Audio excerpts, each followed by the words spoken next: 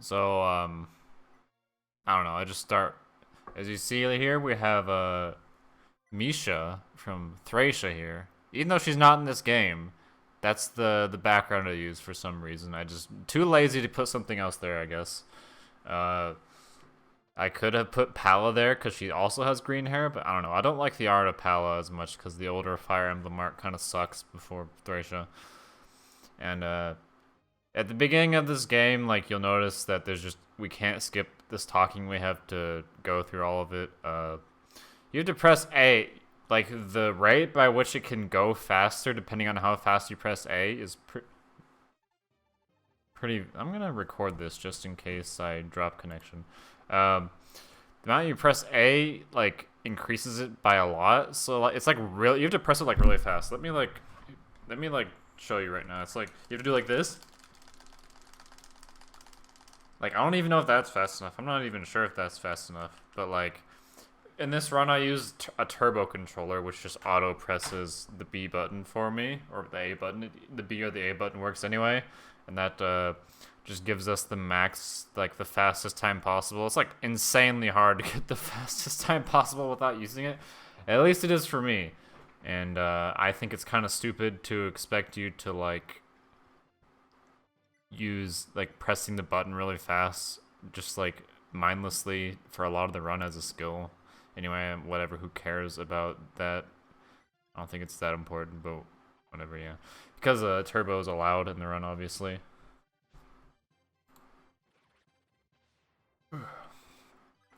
So on this first turn, basically, well, yeah, we have a thief appear, which I'll explain what that means later. But on this first turn, 4 of these guys attack Marth, and if all of them hit Marth, he will die. So they will always have a 58% chance on him because it's impossible for him to level up at all at this point. And he has like a 18% crit on them or something. I can't remember exactly. Because I think he has like 8 skill or something. But here, yeah, it's like a 20% chance he'll die. Which has happened to be a lot, actually. I've had him die like 3 times in a row on the first turn once, which is quite unlikely, actually. But it just happens because RNG in video games, it happens. Like 20% to die actually isn't that unlikely either. And here we recruit Marisha, I guess is her name, or Malaysia. I don't know. She doesn't really do anything except she's the only character. She's the only character that can use the thief staff, which is like a long range thing you can use to open chests. So we have to use her at a few points to open some chests. Otherwise, it would take a lot longer to not use her to do that. So better to just recruit her and do that instead of walking to get the chests. That would be really stupid. So that's the only thing we consider in terms of her. Also, we use her in one chapter to like bait a ballista, but that's it. And as you'll notice there's like the Tozokuga Arawareta message there, like the thief appeared message. Basically, like every turn, on this chapter, there's a chance that a thief will appear, and it rolls at every turn. Also, like it rolls the chance for them to move, if they move or not every turn, each individual thief. So like that's a lot of RNG that you can just lose or save time depending on just like completely random thing that you can't do anything about. It's kind of funny. And Aaron can potentially not kill that guy because like forts have variable amounts that they heal. So if it heals not enough, he won't attack Aaron, or if he misses too many times, he won't be able to kill him. You can also miss this archer because it's like a 90% chance, like an 80% chance or something, but he didn't, which would lose a lot of time. Also, now there's more talking. Oh boy. I can kind of vaguely recall what's going on in the story at this point. It's like, Agma is, taking Yumina and Yubello because I don't remember why exactly, because to keep them away from playing, I guess? I don't even remember exactly. But as you'll notice, like, going through text in this is very slow. You can't skip, like, literally every line of text like you can in later Fire Emblems in this game. And then the cursor just ends up over there after that for some reason. Nice. And all the rest of this is pretty lame. We just kind of have Aaron kill all these dudes slowly, I guess.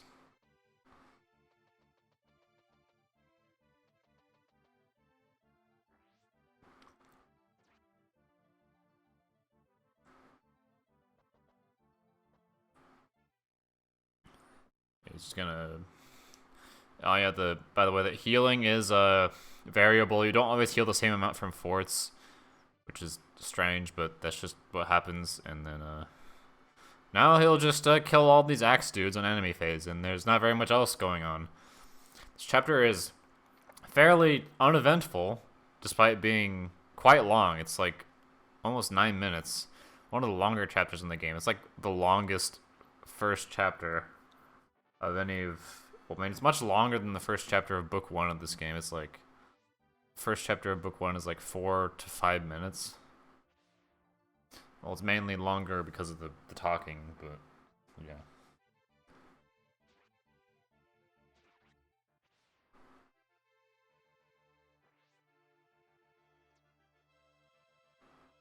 And also, I should have noted that this is supposedly the world record. I'm not sure. I did not remember seeing a time that was better than this on Nico and Nico. There could be like some better time somewhere out in the ether that I don't know about. But as far as I know, that's unlikely. So this is probably the world record, and it's like... And the reason obviously I know that it is because this is like speaking about it after the fact.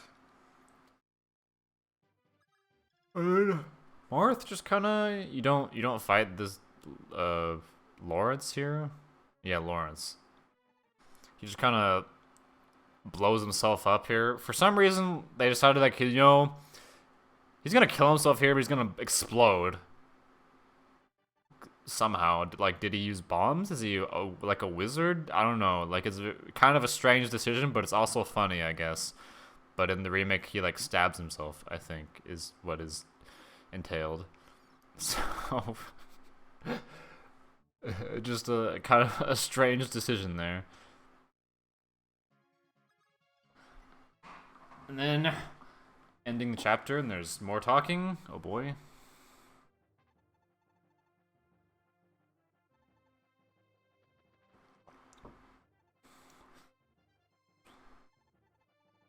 Matekure. So he's like something, give the kids or something, I think. I might be remembering this horribly.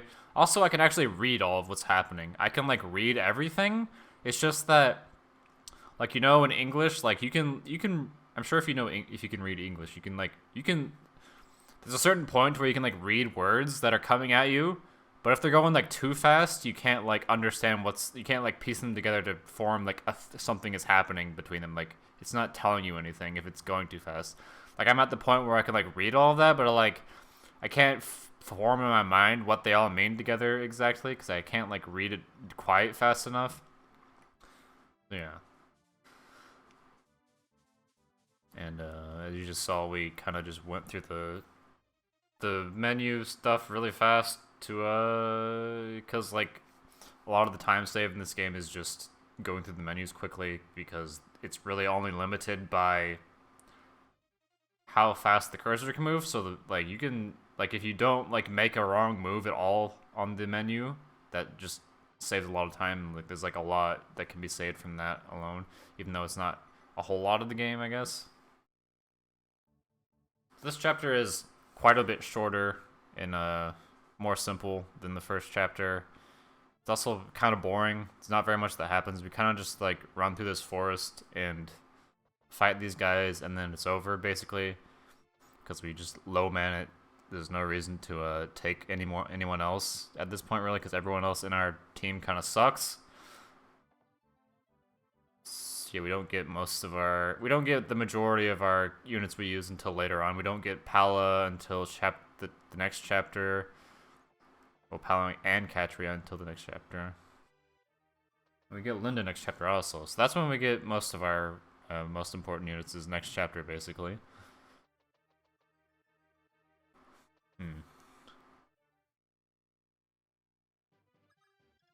And this part is annoying because, like, obviously these guys are on trees, so you can miss them. Fortunately, that doesn't happen here. Like, Martha's like an 80% chance to hit those guys, so if he misses, we have to rely on Warren to finish them. And also, obviously, Warren still has not perfect accuracy against them either, so he can still miss, and then you could, like, basically end the run, because if there's an archer still alive there, they just kill Katria, basically. So that pretty much ends the run there, and there's nothing you can do about it other than just hope they hit. I mean, like, you could say maybe we could take more units there, but I don't know. I don't think they would be able to make it far enough to do anything because of the trees, so I don't think that would really help. So really, I don't think there's any way to, like, get around that, even if you were trying to be as safe as possible. It's just, the way to be safe in this chapter is just to be really boring and turtley, I guess. Which is obviously not what you want to do in a speed run or, like, a low turn count run either. And, Katria... No, this engagement doesn't really matter. These guys hitting Katria doesn't really change anything, and she always kills them in one hit. She has 100 hit against them, so nothing can really go wrong there. Which is quite the opposite of what is going to be the next turn. So Martha's going to run up and to finish off this soldier, and then he'll fight every single one of these cavaliers on the next turn. I already remember what happens is Martha gets really lucky, but he has to dodge at least one of them to survive, because if he gets hit by all of them, he dies usually. Well, he can survive if he levels defense twice by this point, I think. But he already dodged one anyway, so it doesn't matter. Yeah, this is gonna look like deceptively, like, reliable here, because he dodged two of them. Because it's like they have like a 75% chance hit on him, so it's not that likely for him to dodge. Really, it's like maybe like a 25% chance he can die, I think. But he gets insanely lucky here. Unfortunately, it doesn't really mean anything for how well the run goes, because Marth having more health here doesn't change anything, but I guess it's nice, I guess. So that's just a part where the run can just die. And yeah, that's kind of great. There's a lot of points like that at the early part of this game. You just kind of, like, I mean, like, technically you could restart the chapter, but that takes a lot of time, obviously, and we don't want to do that if we don't have to. So if you're going for, like, a good time, like obviously I was when I did this, and that happened, you're like, well, guess I'm restarting. Was like, because I didn't even save, so I would have to restart the whole thing anyway. It doesn't matter.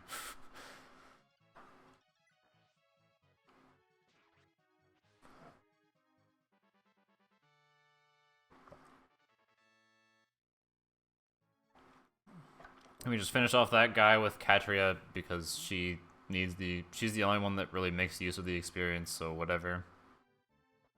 And she had to bait him to attack her, because no one else could survive him, really. Because, well, I mean, I guess Warren can, but he can't attack back, so what's the point? And Aaron would die because he has a Night Killer. Marth would probably not die because he got incredibly lucky, but whatever. It's more important for Katria to get the experience.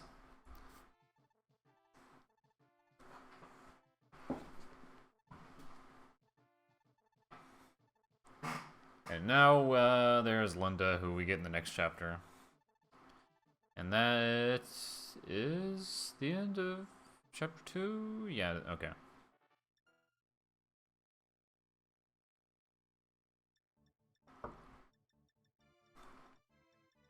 So what we do here is we just give the Night Killer to Aaron, then give him a A bridge key, which I always found kind of strange that a thing such as a bridge key exists in Fire Emblem. Like, how does that work?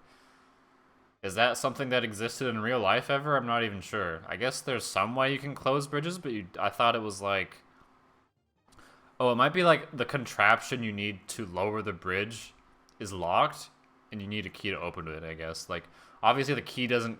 Like, you can't, like, put a bridge... Like, no, put a bridge in a key. You can't, like, put a key in a bridge and it just, like lowers. That wouldn't really make any sense. I'm guessing it's, like, some kind of thing that it changes, I guess. I don't know. But it's just, like, nothing... no other game I've played had the concept of a bridge key, so I'm just, like... Is this, like, a Fire Emblem meme? Or... I don't even know.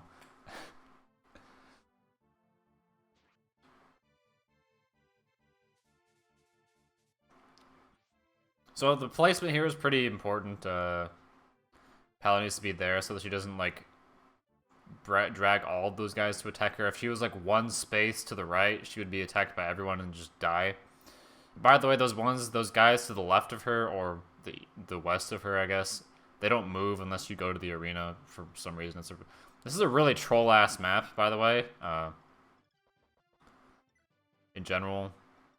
It's probably one of the worst Fire Emblem maps if you want to recruit everyone, because to get all the characters here, you have to go all the way around to recruit Julian with Marth, and go here with Julian to recruit Mathis, which is why people hate it. But if you just don't care about that, then it's kind of not that hard, I guess. You don't really... Also, you need Julian to do a thing at the end of the game, but we don't care about that, so... I'm assuming you know what that means, like, what he does. You already probably know what we're going to do at the end of the game. I don't know why I'm laughing, it's kind of sad.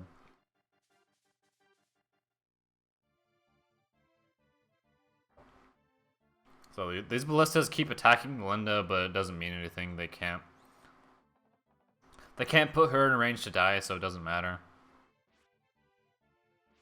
Marth can actually miss these Cavaliers and kind of ruin everything, but that very rarely happens, thankfully.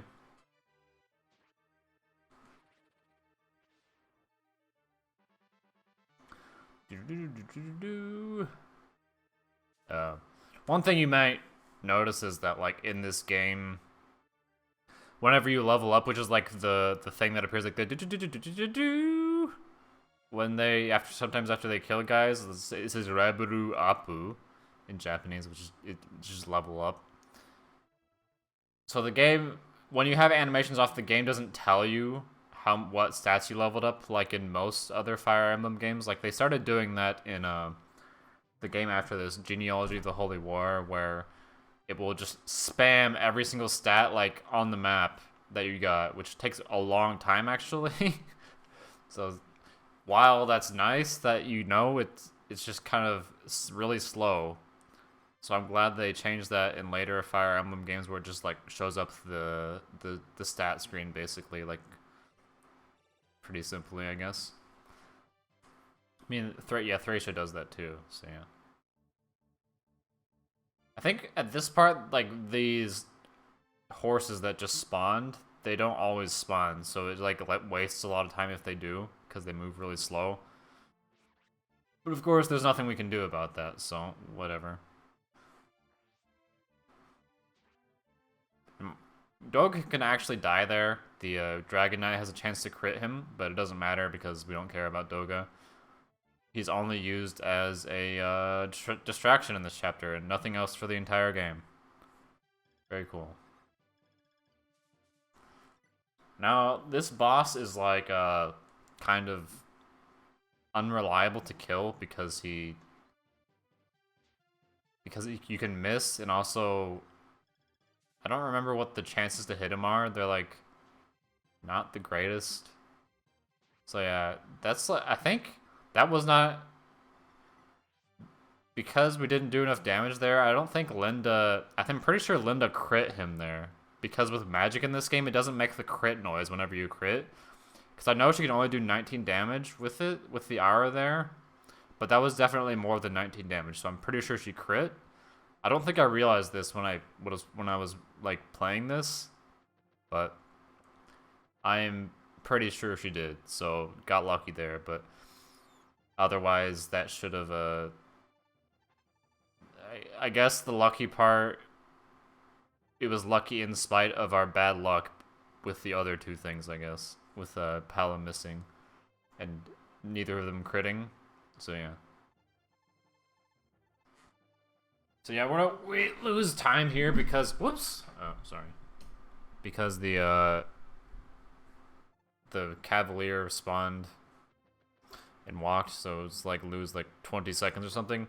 But it doesn't matter because at this point when I was doing this run, I was like, you know, because I made a mistake in chapter 18, a really big mistake in chapter 18.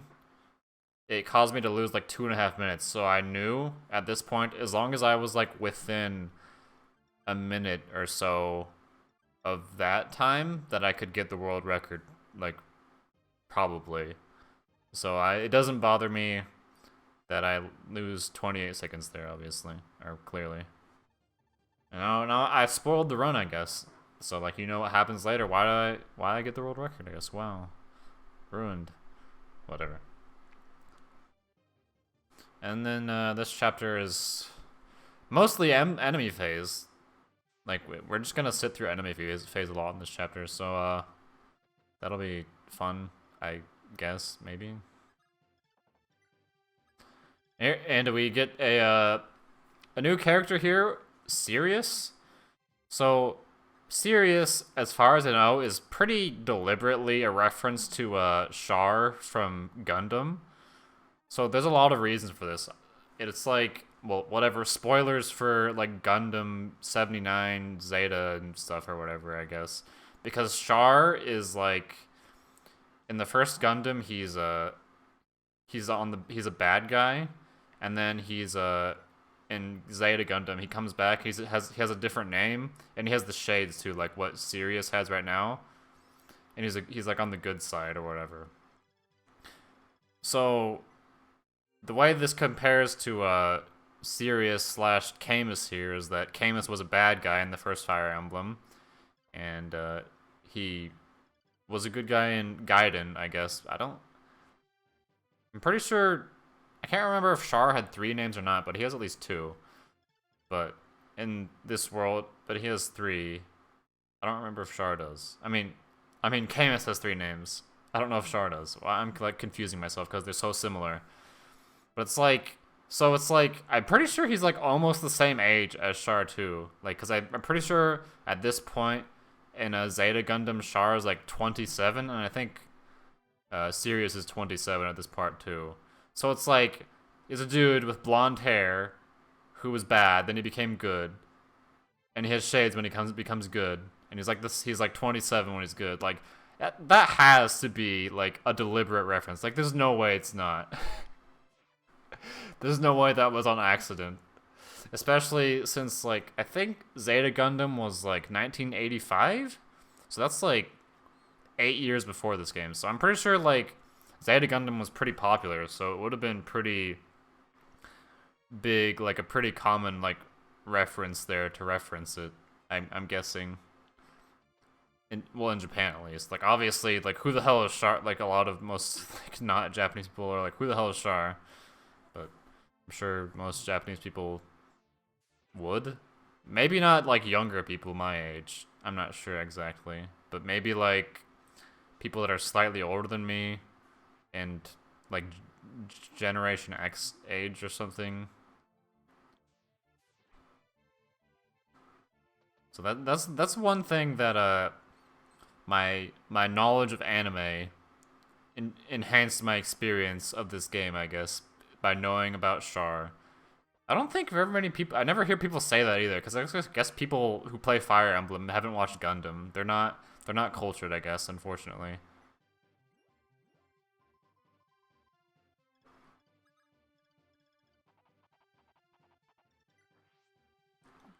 Oh, I just skipped talking about everything that just happened there.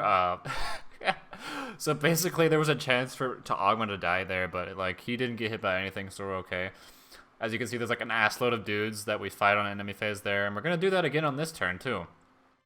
And I put Ubello there in front of the archer on the bridge because it makes it so the archer can't move too. So like, there's a funny thing about the AI in this game, to where if you if they can't move when their turn comes up, like the AI moves in a certain order, they're like, all right, this guy moves, then this guy moves, and that guy moves. So like, when the time comes for one guy to move and he can't move, it's like, all right, move to the next guy.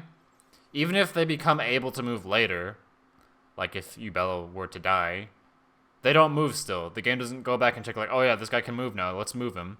So even if Ubello is going to die, and he won't move still, because great AI, I guess. Amazing Fire Emblem AI, like always.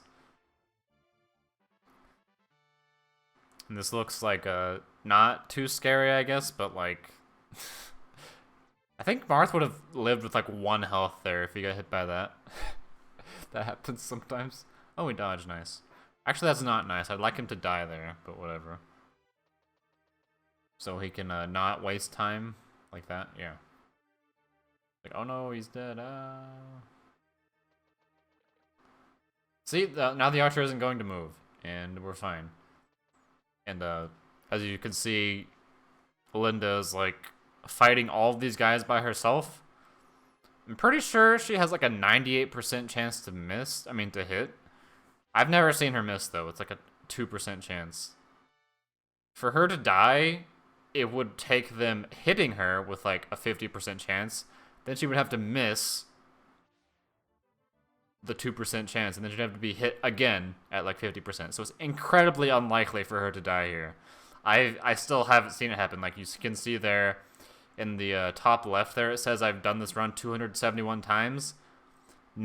She never died a single time at that part. 271 times. Well, I mean, I guess not all of those 271 times made it to this chapter, but most of them did, I think.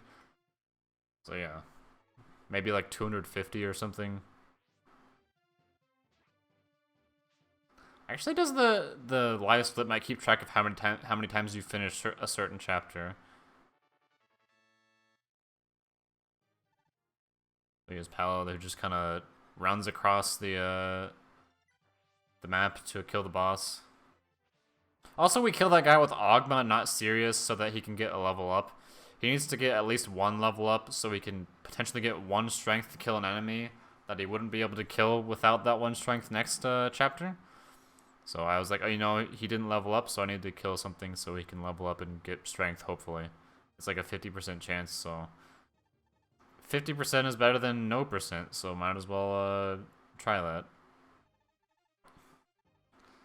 In that chapter, you can't really tell that it was very unreliable, but it was. Like, obviously, just seeing it this one time, you can't tell.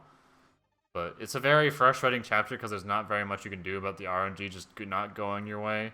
So, good, kind of funny that I just like went through it without like paying attention to it that much, but whatever. And now we get like what I consider to be like one of the like probably the most difficult chapter in the game, or most intensive chapter in the game, I guess, because you move the most units in it. You move like 8 or so guys as compared to like 4 or less that we do in most chapters, I guess.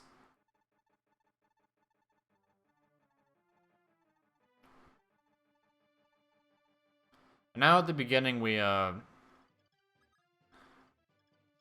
a Sirius go and throw a javelin at this dude who has a Night Crest.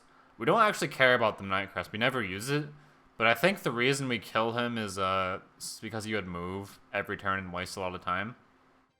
So if he misses there, we reset. But he didn't miss, so we don't reset. So that would waste a lot of time if he missed, I think. I think that's the reason. I'm not actually sure, because I didn't make the run. So I don't know. It could be some other reason.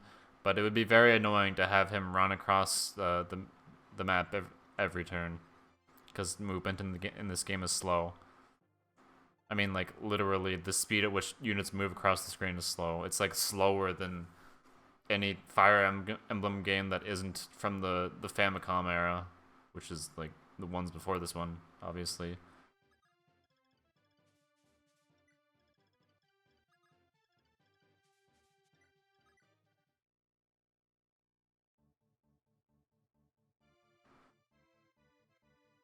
Now, there's this insanely good enemy phase where we just, like, wait for these guys to all move. Oh boy. Wait, did I say this before yet? So these, like, in this game, there's a weird mechanic where a unit's speed stat, so this includes everyone in the game, not just your units, but also enemy units. Your speed stat factors into how fast the sprite physically moves across the screen when you move the unit. Yes, I'm not even kidding. That is something that happens in this game. This is like the only Fire Emblem game where that's a thing. I don't know why they did it. It's very weird. But because these guys are slow, they take forever to move. So, like, I'll notice this especially, like, when Marth, like, randomly gets more speed or something. It's like, oh shit, he's going real fast. Like, I think once he gets to, like, 15 or something, he starts moving fast. I'm not sure exactly the tiers, but there is a very noticeable difference. Like, yeah, he doesn't have the highest tier yet. He's, like, a 10 or something right now, I'm guessing.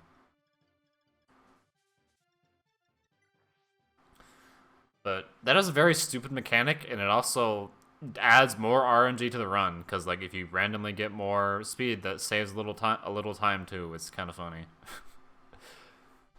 Wait, hopefully nobody's saying anything, because I'm not paying attention to chat. Okay. I was not sure I wanted to do this on stream, but it's like, whatever. Who cares?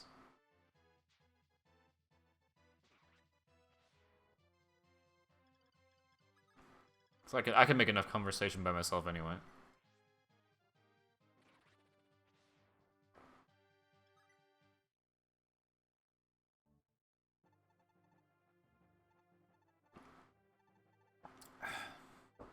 I mean, here we get this conversation about how George is commanding these guys to not do anything because he wants to be a good guy or something on our side, but he also would attack us if we got close there. Which is weird that George is here, because, like, he doesn't appear. The chapter in which you recruit... Wait. Actually, I think you might recruit him in Book 1 of this game. He's just... The chapter that he originally appears in Fire Emblem 1 isn't in this game, so I'm like, is he not in Book 1? I don't know. Because, like, in the speedrun, you definitely don't recruit him, so I don't remember. But either way, it's kind of funny to me that he's, like, so important, I guess, because we kill him in this run and we don't recruit him, or / he doesn't exist in Book 1. I don't remember. I could, like, look it up, I guess, but whatever.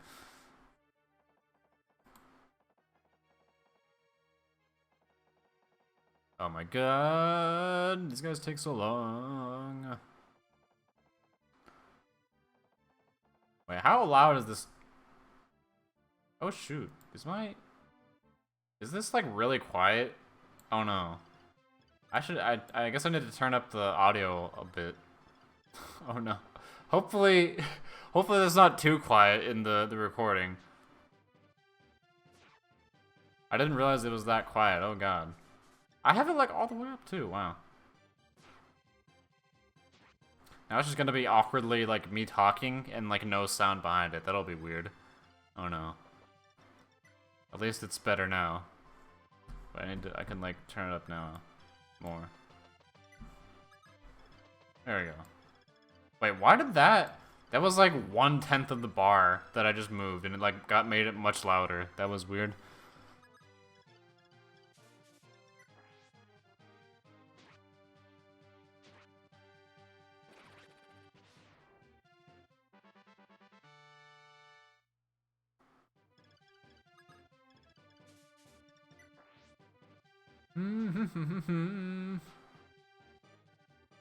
So we're just going to have Pala and Katria go over here and stand in certain places so that they can kill the bishop over there who drops a physic. which is a very useful item. So, I mean, it's an item we need to have, so we had to get it. And also, I was not paying attention, but in the last turn, Ogma killed the... If he had one less strength, he wouldn't have been able to kill that Cavalier, so that would have been really annoying. That's why we moved Sheeta to kill him. And also, Sheeta's there in that spot so that Marth doesn't get attacked by 3 guys, because if he gets hit by all of them, he'll die. So I think he would have died there if he got hit by another of that amount of damage. I'm not sure, but just to be safe.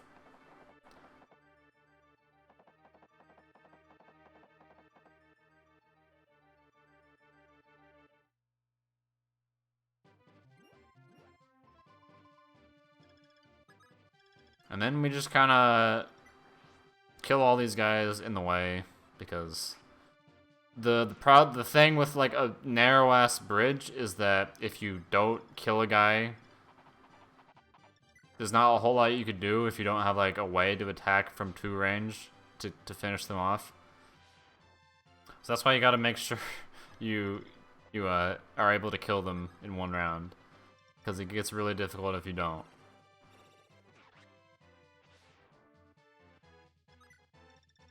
I just need to move them, yeah. As you notice, a lot of the time I'll be opening up that menu to select units, because this game is very strange in that a lot of the time using the unit menu to move to units is actually faster than like physically moving your cursor over to them. Like even if they're really close too, like how you noticed earlier I used it to go to Marth, because like doing like what I would have to do is just like press A like 3 times to just mount cursor over to Marth, because he's the default option on that window. And also the unit menu is the default option from the A menu or whatever when you hit somewhere that's not a unit. So that's faster than like moving the cursor over, because the cursor is just really slow.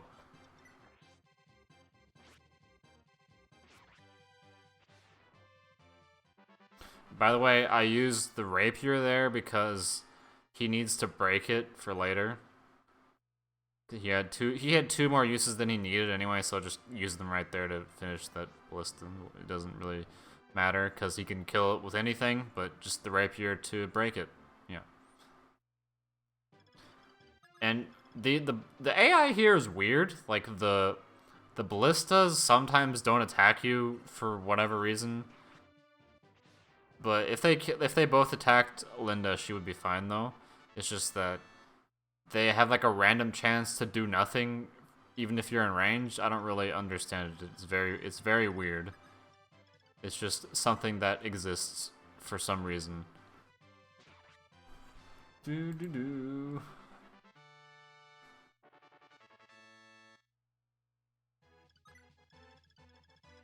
after we get the Libro staff, or the physics staff as it's called in English, that's just the end.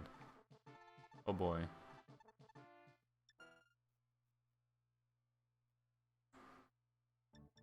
And here in this chapter we get introduced to a weird, unique mechanic of this game. I mean, I guess it's not only in this game. I mean, two unique mechanics. There's one, the fact that when you're indoors you have to dismount. So like everyone who has a mount usually will not be able to use it in this chapter. So Pala and Katria can't use their Pegasi? I don't know, whatever.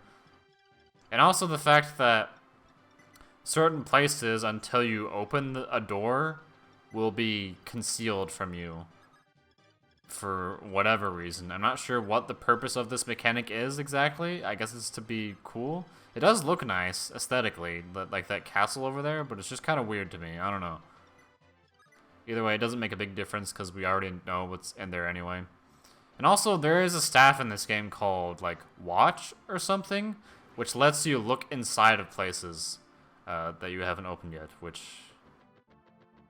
I guess maybe that was the purpose of doing that, but why?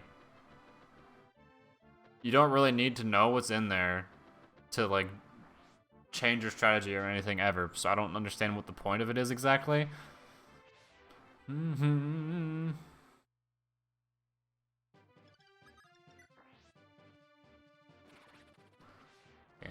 Gordon gets a crit and then doesn't do anything because he would have died anyway. Wow. And you might be wondering why the hell we're moving everyone over to this weird spot over here. It's because this chapter has reinforcements that spawn in this weird arrangement of spots here.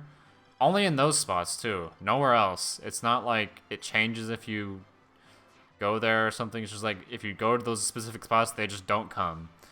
Because, I don't know. It doesn't really make any sense. But yeah. Oh.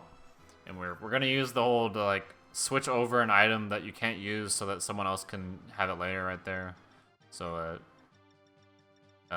Linda takes the armor killer from Katria, and then Pala takes the armor slayer from Linda.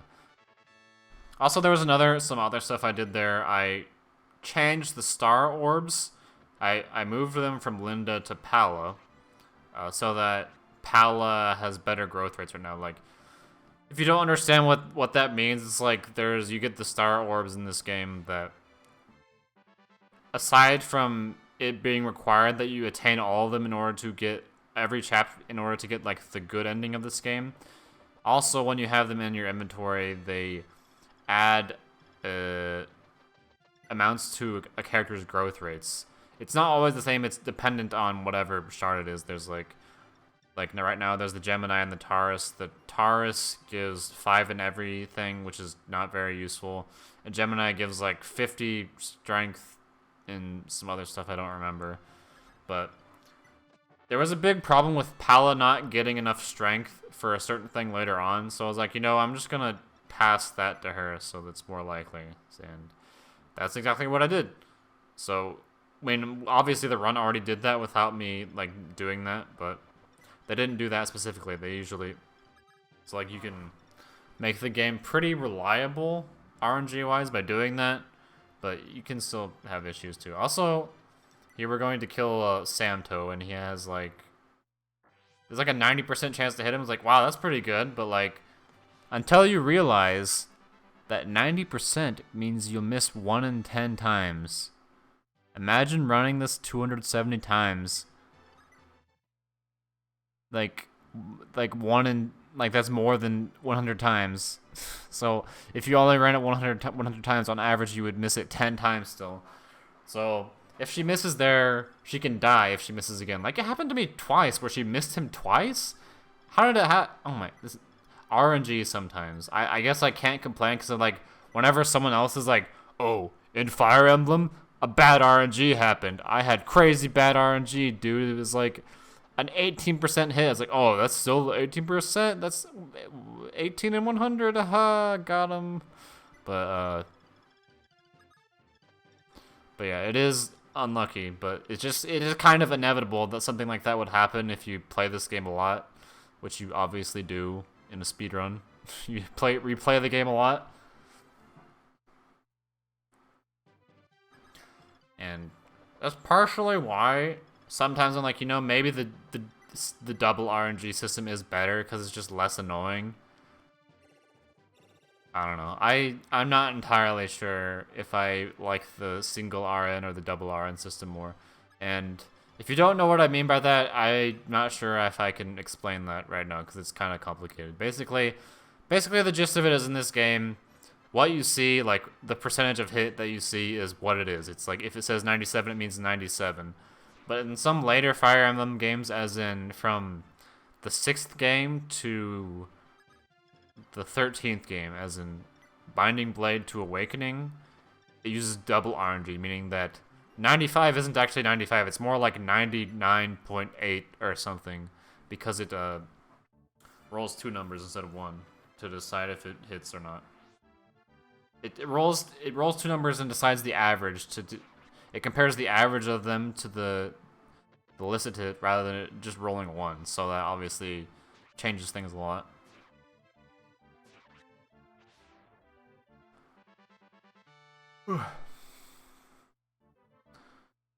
And another thing in this chapter is that Pala is using the Armor Slayer to kill guys, and depending on her stats, she can not be able to kill some of the enemies in 1 hit, which means she'll use a lot more Armor Slayer uses. And also, we need the Armor Slayer later for an enemy in chapter 17 to kill her with.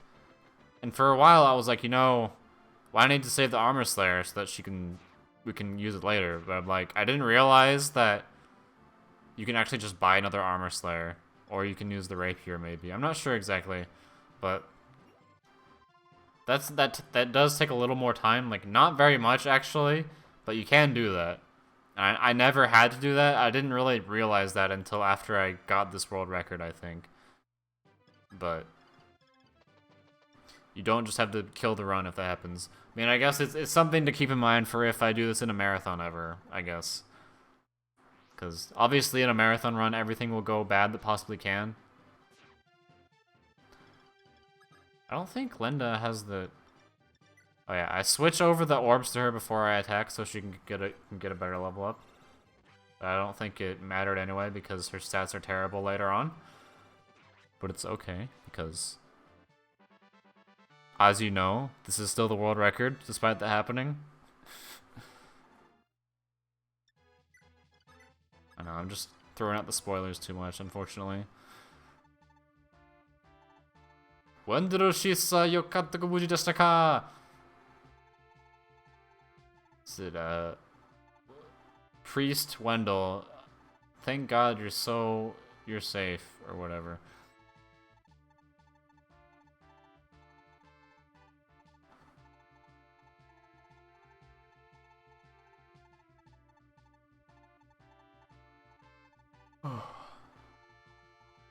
So deshita ne.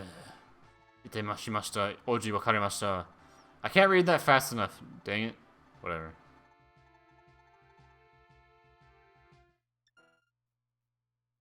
So, we're only 8 seconds behind the previous run I had on this, which is like... That doesn't really matter that much, because 8 seconds... difference can be lost very easily in a run like this, where just like... some random bullshit happens, so now you lose like 30 seconds, so... it's not a big deal. So this here, I'm just switching the Star Shards to Marth because he's gonna be fighting a lot of dudes in this chapter. It's better to have him there. And we get Fina, who is a very unique unit and a very important unit in this game. She is a dancer who can refresh any unit to move again after they end their move. So it's an incredibly useful mechanic, and people who are bad at Fire Emblem always like, oh, dancers are so bad. But, well, maybe you don't like using dancers, I guess, but like... you have to admit that they're very useful. Like, if you don't understand that they're useful, like, I'm sorry, but like, you're not using them very well, okay? Cause like, imagine you have a really strong unit like Palla in this game. Now that you have Fina, who can dance Palla, effectively you have 2 Pallas in one turn. It's crazy. She can do 2 things in one turn. So like, Palla kills one guy, then she kills another guy. Holy shit. It's so useful. Like we're about to do right now. Because Fina's here, Navarre can kill this guy, then she can kill this, then he can kill this other guy. And without the dancer, you couldn't do that. Like it's specifically designed right here so that using a dancer is very, it kind of gets you to use it like intelligently, I guess.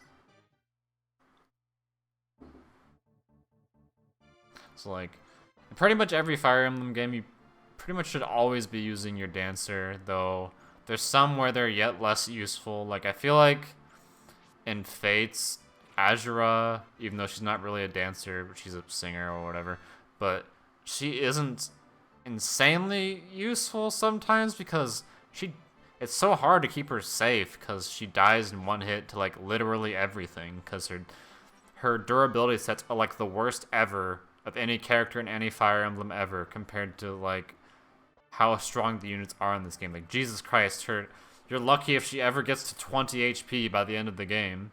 And she never levels defense, so like, good luck with her surviving one hit ever. Holy crap. Anyway, so Marth fought all those guys so we can get like a bunch of levels and stuff, and he should be, we don't know his stats obviously because of how this game works, but hopefully he's stronger now. We can kind of know based on how much damage he's doing to certain guys, because like each tick there on the health bar is 1 HP still, so we can still measure it based on that. But that's really the only thing we can know from a glance. Like, he killed that guy in 1 hit, so that means his strength is something enough to kill that guy in 1 hit, I guess, which is good. It's like maybe 12 or something, I think. I don't know. So I think the might of the steel sword is 8 or something. I'm not entirely sure. I'm not going to remember that because I don't need to. But yeah.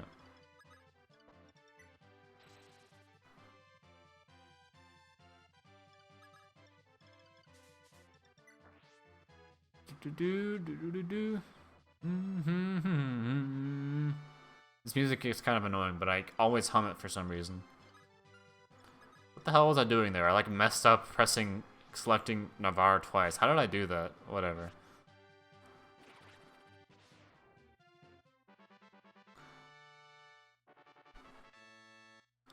And these turns are kind of short because there's not very much movement happening. Like, these thieves are just gonna move and that's it. So like, what you notice is that in this chapter we rescued Martha at the beginning. We have to do that actually because otherwise we wouldn't be able to finish the chapter in 4 turns. So we need to have Martha rescued at the beginning, and we also need him to be danced by Fina on this turn before him to make it to the end by the 4th turn. See, like this, yeah. If not for that, he wouldn't be here at this point, and he wouldn't be able to make it. Whoops, how did I do that? Oh, I like moved the cursor wrong or something. This thief drops the I forgot which one that was. That was like Capricorn, Star Shard or something. And here we see our first promotion, first of 4 in the game. Promoting Pala. Pala can be promoted at base level, but we're just doing it now because we didn't get the item until now. So obviously promoting has an animation that you just saw, but it's worth it even though it takes time because we need her to be at a certain amount of strength anyway. Wait. I can't remember. In this game, I think in this game you can still get to like the same skill caps for everyone regardless of if they're promoted or not. So the only reason to promote is to get the stat bonuses, really. It doesn't increase your stat caps, which is strange, but I guess this is like the 3rd Fire Emblem game, so maybe they didn't like have all that planned out yet or something. So we need Pala to be at 16 strength for chapter 9, otherwise it'll be really bad. She really needs to be at 16th strength, otherwise the game is very difficult and we waste a lot of time, so I really, really want to make sure that she's at 16 strength. Obviously, she gets like 3 strength from promotion. And she has 10 strength at base, so she needs to level up strength 3 times in order to get 16. So that's why I gave her the star shards before, so that she would be able to get 16 faster. Also, we're killing Astrum here because he has the Mercurius, or the Mercury Sword as it's called in Japanese. There's actually like a 20% chance for Linda to miss him there, which is quite annoying, because if she misses that, it means you have to restart the whole chapter, because like if she doesn't kill him there, she dies. Like, she's just dead. We have to get the Mercury Sword too for some things later, so there's not very much we can do about that. We just have to like pray it hits, and then yeah, that's it. Okay. I can't remember what was happening at this point in the story either. But Jagan's gonna tell us some like stories or something. That's why like the spooky like dialogue whatever music is playing, I guess. Let's go. Oh boy, we saved 5 seconds. So much time. And then this chapter is pretty self-explanatory. We just kind of run to the end. It's not very much going on, because the game doesn't put many. It's just like it's like a runaway. It's like basically, you know how like in like Thracia in some later games, there's this idea of an escape chapter. This is basically that, except it's still a Seas, because at this point, Fire Emblem hadn't invented the concept of not Seas chapters. Well, I guess Gaiden did have... I guess every chapter in Gaiden is a route chapter, except for Final Boss, which is Kill Final Boss chapter. Yeah.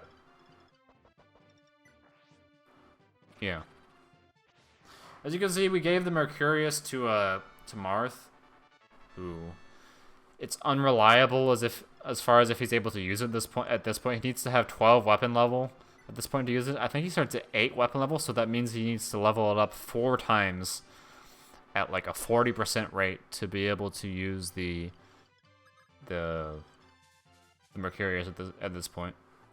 So we're kind of lucky there. I think it's less like he has to be above average weapon level to use it there, so it's pretty lucky that we got that, but if he doesn't get it now, we can just hope he gets it later. 12 weapon level isn't that hard to get, and also there's ways we can increase his chances of getting it too with star shards, obviously, so it's not the worst thing in the world. It's just annoying if he doesn't. If he didn't, we'd have to use the rapier against these horses instead of the Mercurius.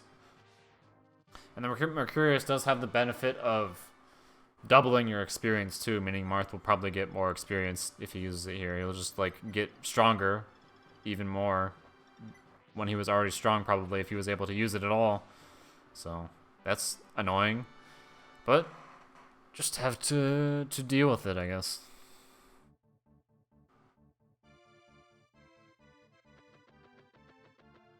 And here's a weird decision here. They put these generals here who are slow as hell. Like, oh no, the generals are moving towards us. Oh shit. Like, just ignore them. Like, you can just outrun them like this. And also they don't have javelins, so they're gonna like move within 2 spaces, but they can't attack because they're too slow, and also they don't have a ranged weapon, so they're just like menacingly staring at us. And also another strange choice was how there's this archer here, and he doesn't move, and the boss is also an archer, George. So, like, you just walk up here, and you just kill him, and he doesn't do anything about it, because he can't attack you from one range.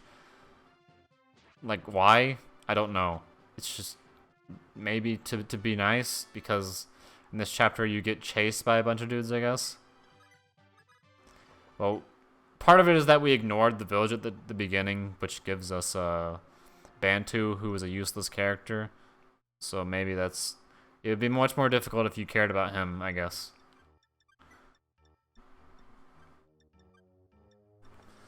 Dude. And here we have what is probably the longest preparations of any chapter in the game. We need to like do like 10 things, I think. It's like give Pala 2 silver lances, give her the star shards, give Katria silver lances, give Wendell staves and Elfire, give take away the silver lances from Sheeta, give one to Katria and the Thunder Sword, give another one to Sirius. So it's like really complicated, actually. But I guess that doesn't sound that complicated when I just explained that, but whatever.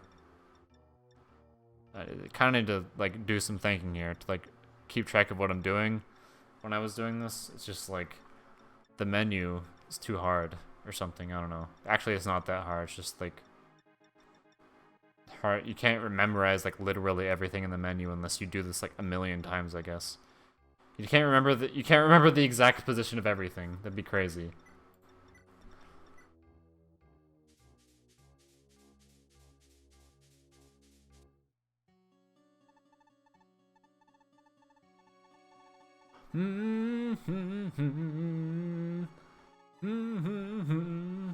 So here we get. Wait, I know that Michelin. What is his? I almost called him Michelin, like the tire company. Whatever. He's like supposed to be dead right now, but he's alive for some reason, and he like drops off Minerva here or something. So we have to go get her. Not because we're like, oh, Minerva's so useful. Well, I mean, we do use her a little bit, but we actually have to recruit Minerva because she has a Star Shard. There's no way you can get around that. You have to go over there. So Martha's just gonna run through the desert all the way over there to recruit her. It'll be great. Because there's not really any way to make it any faster. I mean, we can make it faster by simultaneously moving Yumina over to the other side of the map to rescue him after he does that. But otherwise, there's not much we can do.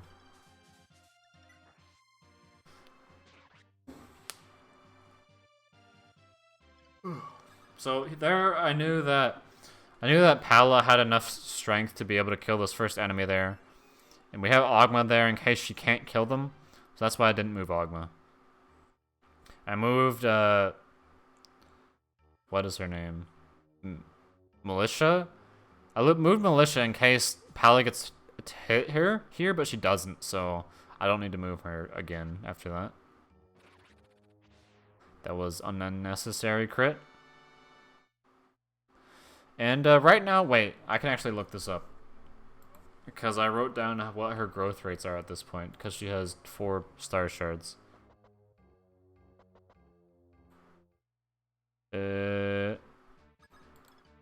Okay, so in Chapter 9, Pala has 60% HP, 120% strength, 80% skill, 60% speed, 20 luck, 50 weapon level, 80 defense, and 23 resistance.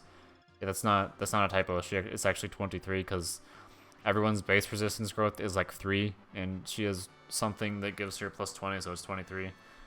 Anyway, so this means she has a 20% chance to get 2 levels of strength if she levels up. But if she doesn't roll that, she will be guaranteed to get a level of strength. Meaning that if she has 16 strength here, I think she gets at least 4 levels in this chapter, so it's basically impossible for her to not cap her strength by the end of this chapter, which we need her strength to be capped for the final boss of this chapter. Well, the final boss of the game, not this chapter. There's only one boss in this chapter. I don't know why there would be a final boss. That's kind of an unnecessary. That's like a redundant label there to say the final boss of a chapter. I mean, unless there's 2 bosses. Whatever. So, if she didn't have 16 strength here, she wouldn't be able to kill these Wyvern Knights, who are very hard to kill, by the way, because they have a lot of defense. And if they're not dead, they both block the way from Pala moving, and also they move again. So they're gonna move like down there to the bottom left to that fort and heal, which wastes a lot of time. It's very annoying. So that's why I try super hard to get her to like 16 strength before this chapter, because it's an absolute pain in the ass if she doesn't have 16 strength. And also, like, I mean, I guess not a pain in the ass, it like hurts the run, like basically ends the run. It can, I mean. Pala can also die. Like, she noticed there that she didn't take very much damage because her defense is relatively high here. So if she has higher defense, she has better chance of surviving. Also, I did something very crazy here. I did not heal Pala, though I do believe she has a chance of dying here. She can miss this boss, and she would die to him, I think, if she got hit. So I was like, you know, who cares? I'm just gonna not do it because it's like a low chance anyway. So very, very not smart of me, but it's like I did it consciously. It's not like I didn't realize the risk, I guess. So.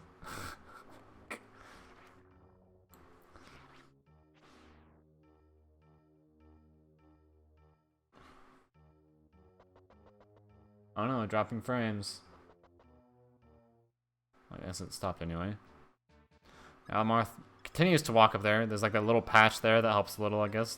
It's just kind of there for some reason. Here we do our 3rd promotion. By the way, we promoted Navarre because he needs to be a hero, or whatever it's called in this game, to be able to run across enough water in 2 chapters. Like, needs, I guess, like, promoted units can move faster across water or something. Some units can't move across water at all, I think. So that was the main reason. Also, he needs like a little more strength or something. We don't actually use him very much compared to Pala and Katria, but that was necessary, definitely. Here's this chapter is, I think, the last time we used the. I'm pretty sure it's the last time we used the shop. Again, I guess we only used the shop 3 times in this game. 2 of them are in this chapter. So she just bought some items we need for later, just some staves and magic and whatever. It's not too important. I mean, I guess it is important, but it's not that exciting to talk about, is what I mean. We equipped the javelin there also, so that she would kill this guy in enemy phase. Kill this mage. I'm assuming the gender of that mage. Wow. Could be female mage. I don't know. I mean, I guess, what am I saying? Guy doesn't necessarily mean male either. Whatever.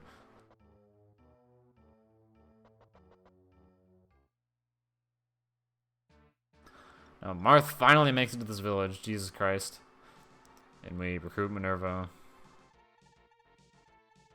So Minerva is gonna do like a few things in this. Mainly because she comes with the Dragon Slayer, which is what makes her useful. So otherwise, she's not that useful, actually. And then Yumina comes over here and gets some keys and a pure water we would need for later. And that's it. Yeah. And we're just kind of waiting for the enemy phase to end so we can end the chapter now.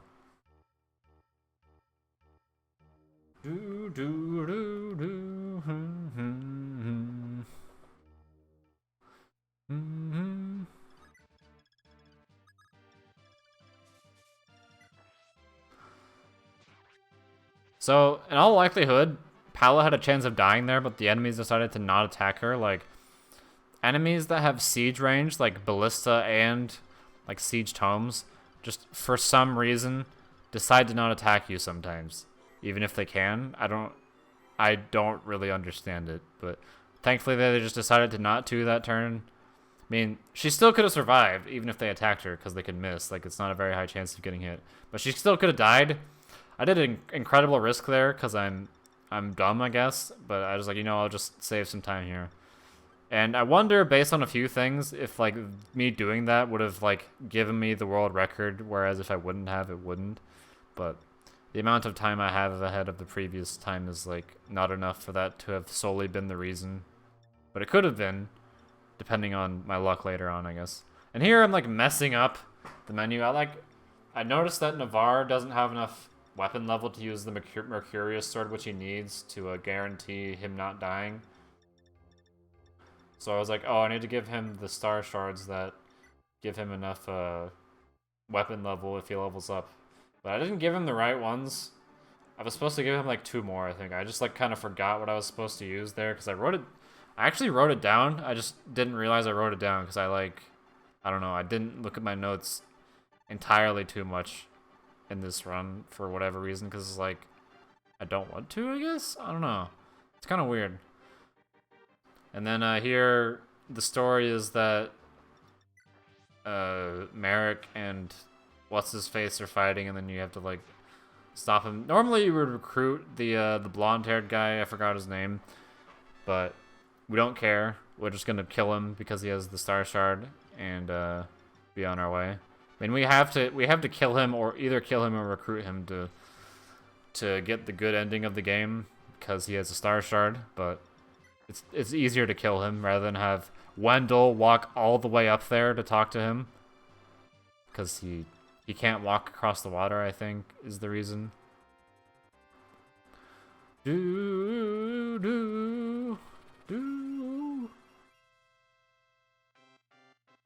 Recruit. Promoting Linda so that she can get some stats and also use. The main reason is to use staves and also get some stat bonuses that are very useful.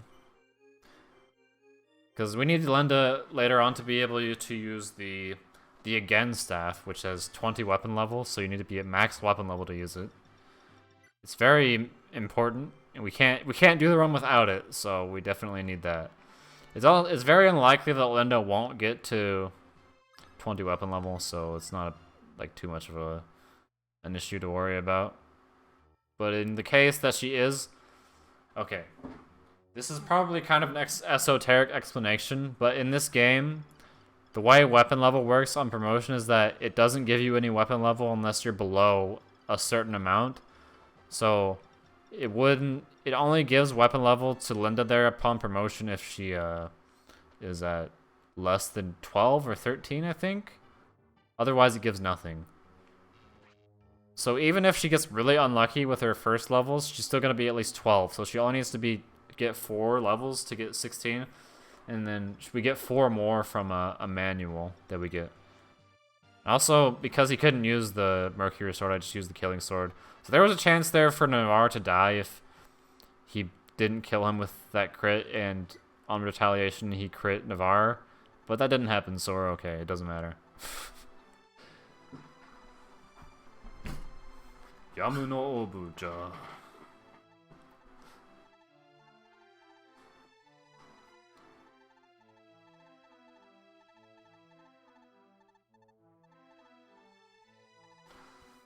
And we lose some time here because I was fiddling around in the menu too much, and because of me like checking Navarre's stats, I think. But it doesn't matter a whole lot because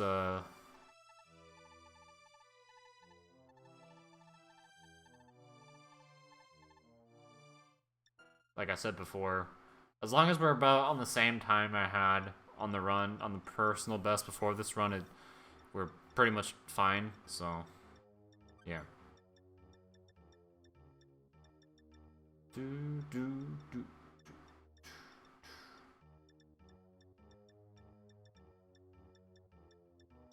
Maybe this chapter is pretty boring. Also, it's hard to remember what to do in this chapter because it's like a giant-ass empty desert or whatever. Oh, gimme something. And Jagan info dumping us again. Wow, very exciting. So there's not going to be very much happening here. It's just kind of like we run across the desert. I mean, I guess the exciting thing is that Marth doesn't move. It's the only chapter in the game where Marth doesn't move at all, I think. I mean, he does at the end to seize, but every other turn he's just waiting because we rescue him to the throne and seize there. So you see, we're gonna just move Yumina, who can't move as far as these Wyvern Knights that we have, but it's definitely faster than Marth, who I think moves like 2 spaces a turn across the sand because he's not a mage or not a magic user or whatever. Because I guess Yumina's not really a mage, but whatever, you get what I mean. Doo-doo.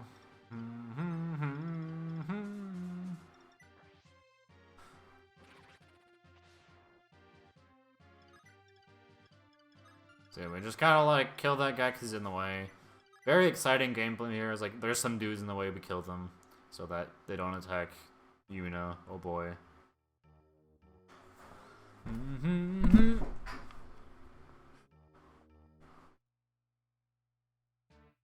And also, like, there's the annoying thing about, like, on enemy phase, it just takes a while for it to do nothing and to end the enemy phase. So I just have to sit there and wait a bit. Like this. 1, 2, 3, 4, 5, 6, 7, 8, 9. There was like 9 seconds of nothing there before anything happened. That was weird. And also, this dragon moves in a weird spot. He's never done that before. Like, unironically, that's never happened before. He's never moved to that. It's never moved to that spot. So I had to like think for a bit. It's like, oh, Minerva has to go here. I had to think like, from this spot, can they be attacked by the archer? I don't know why I thought that, because that's the spot where Yumina moves normally. I was like, oh, what am I doing? Obviously not. She just moves there, easy. And then I like checked to see if she needed to be healed because I forgot if she got hit or not because I'm stupid and not paying attention. Fun fact: when I was doing this run, I was listening to like whatever YouTube videos or something that you can't hear because I have it muted on the recording or whatever. Because obviously I don't want that in the recording.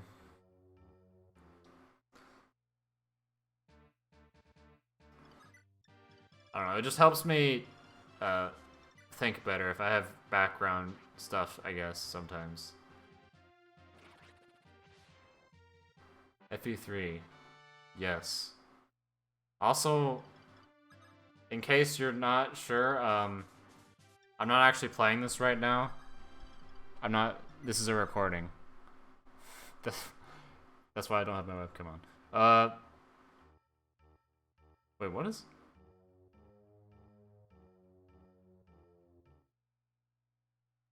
Yeah, so at the beginning of each turn we have to open the menu, go to that, attack, or whatever, wow. I don't know why I used the silver lance there, because if it had 3 uses, it means it would have broken if I didn't crit, but whatever. This chapter is not very exciting. It's, like, the most boring desert chapter ever. Like, as if desert chapters were already boring, this is even more boring. It's so boring that I forgot what to do a lot of the time, because, like, you have to, like, pay attention to the notes, like, move specifically here, because there's, like, no landmarks on this map. I can't remember, like, oh, move to the alcove or the door over here or something. It's just, like, where do I move? And here I make a mistake. I go up and I'm like, oh yeah, I need to heal with Pala because she would die if I don't. And I forget that her lance is broken. So, but she still crits with a broken lance and almost kills the boss, which is funny because she has so much strength. But that would have wasted a lot of time if she didn't crit there. Is movement even impeded here? Yes, that's the reason we're not moving Marth, because if we moved Marth all the way over there, it would take, like, forever, because he moves, like, 2 units, 2 or 3 spaces per turn.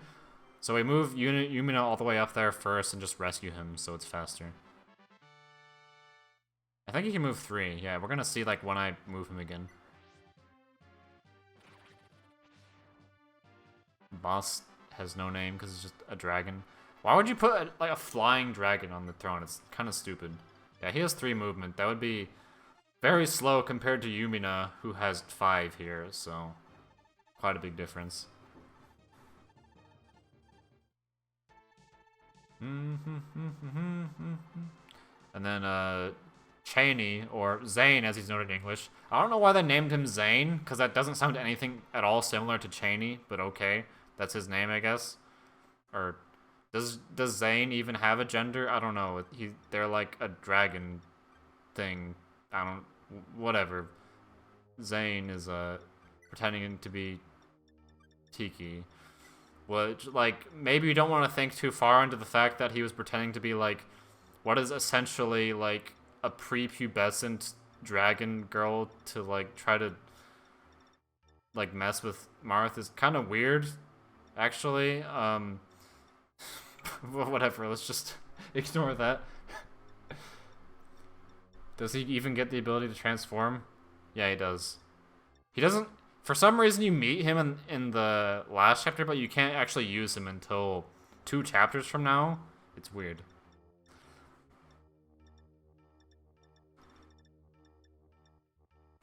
He's actually really useful in this run because he can...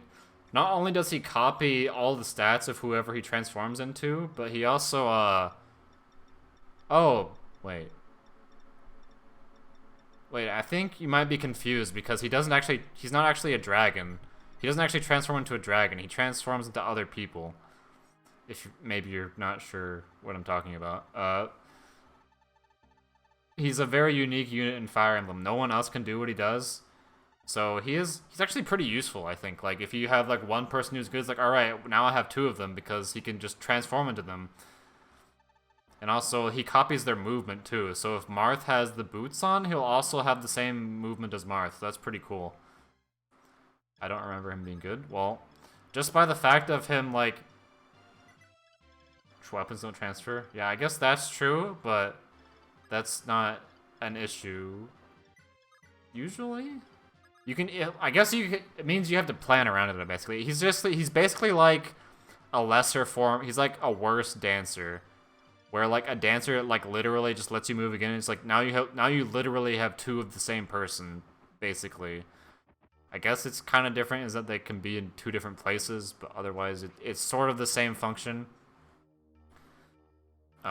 This is the longest chapter in the game. I think it's like 11 minutes or something, because we just kind of are forced to turtle it with all the the enemies coming towards us, and that we can't like run past them or anything. So it takes a while. And also Linda leveled strength one time up until now, so she has really low strength. So, that's gonna be an issue here, but thankfully it doesn't, like, end the run or anything. Book 2 endgame stuff. Yeah, I guess... I can't remember exactly. I only played this game casually once, so I don't remember entirely. I just remember, like, Chapter 19 is a pain in the ass because there's, like, a million reinforcements. But some of the later chapters are just weird in this game. I don't know how to describe it. But in Chapter 19, in this run, we kind of like trivialize it, so it's not that big of a deal. Everyone's broken by the end. Oh yeah, this game especially is broken because if you use the star shards, well, you can just get like max stats on everyone pretty easily that you want to use. And also you have like the star sphere, which gives you infinite Nosferatu, so you can just like... Linda basically is invincible if you do that, or whoever mage you use that on, I guess. And stat boosters.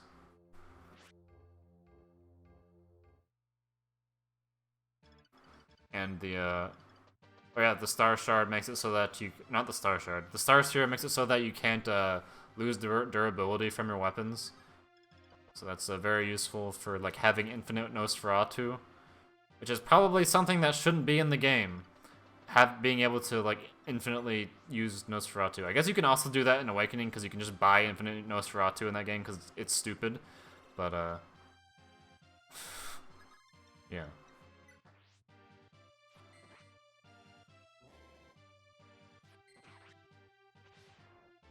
Orbs are Book 1 shards.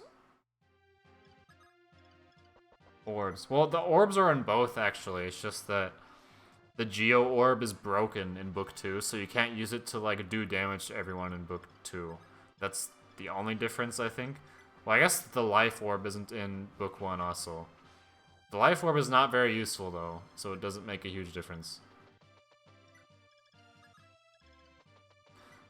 So, the objective of this chapter basically is to make it so that Linda has a certain amount of strength. Well, even like magic, I guess. It's technically called strength in this game, but whatever. She needs to be a certain level so she can, she made a certain strength so she can kill a bunch of dudes on Chapter 18, because no one else can do it, mainly. How did I mess that up, whatever. I had all orbs on Doga. Doga. That's funny because Doga actually has like a high speed growth in this game. He has like 70% speed or something. It's just like kind of funny seeing a really fast armor knight, I guess. Because in this game, your movement, like the sprite movement speed is based on the speed stat. It's a really strange choice. Boots on Doga. That sounds funny.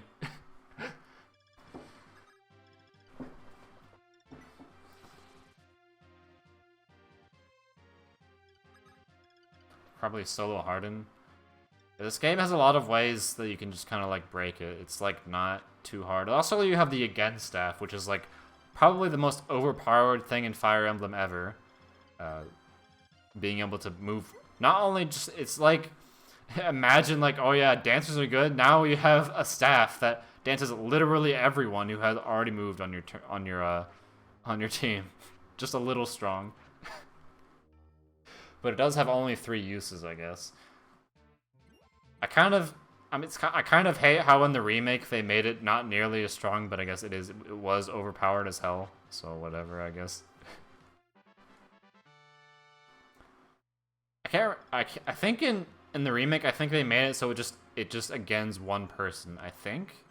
I'm not sure exactly because I only played the game one time. There's no multi. Yeah. I accidentally waited there, but it doesn't matter because we're not really on like a timer here on this chapter. We don't need to have her move every turn exactly. But that is annoying because like I always like preemptively push down to move to the dance command. So that's why I accidentally did that. Unfortunately. And we're moving Pala and Minerva to take out the other dragons over here, so that Marth doesn't have to kill them.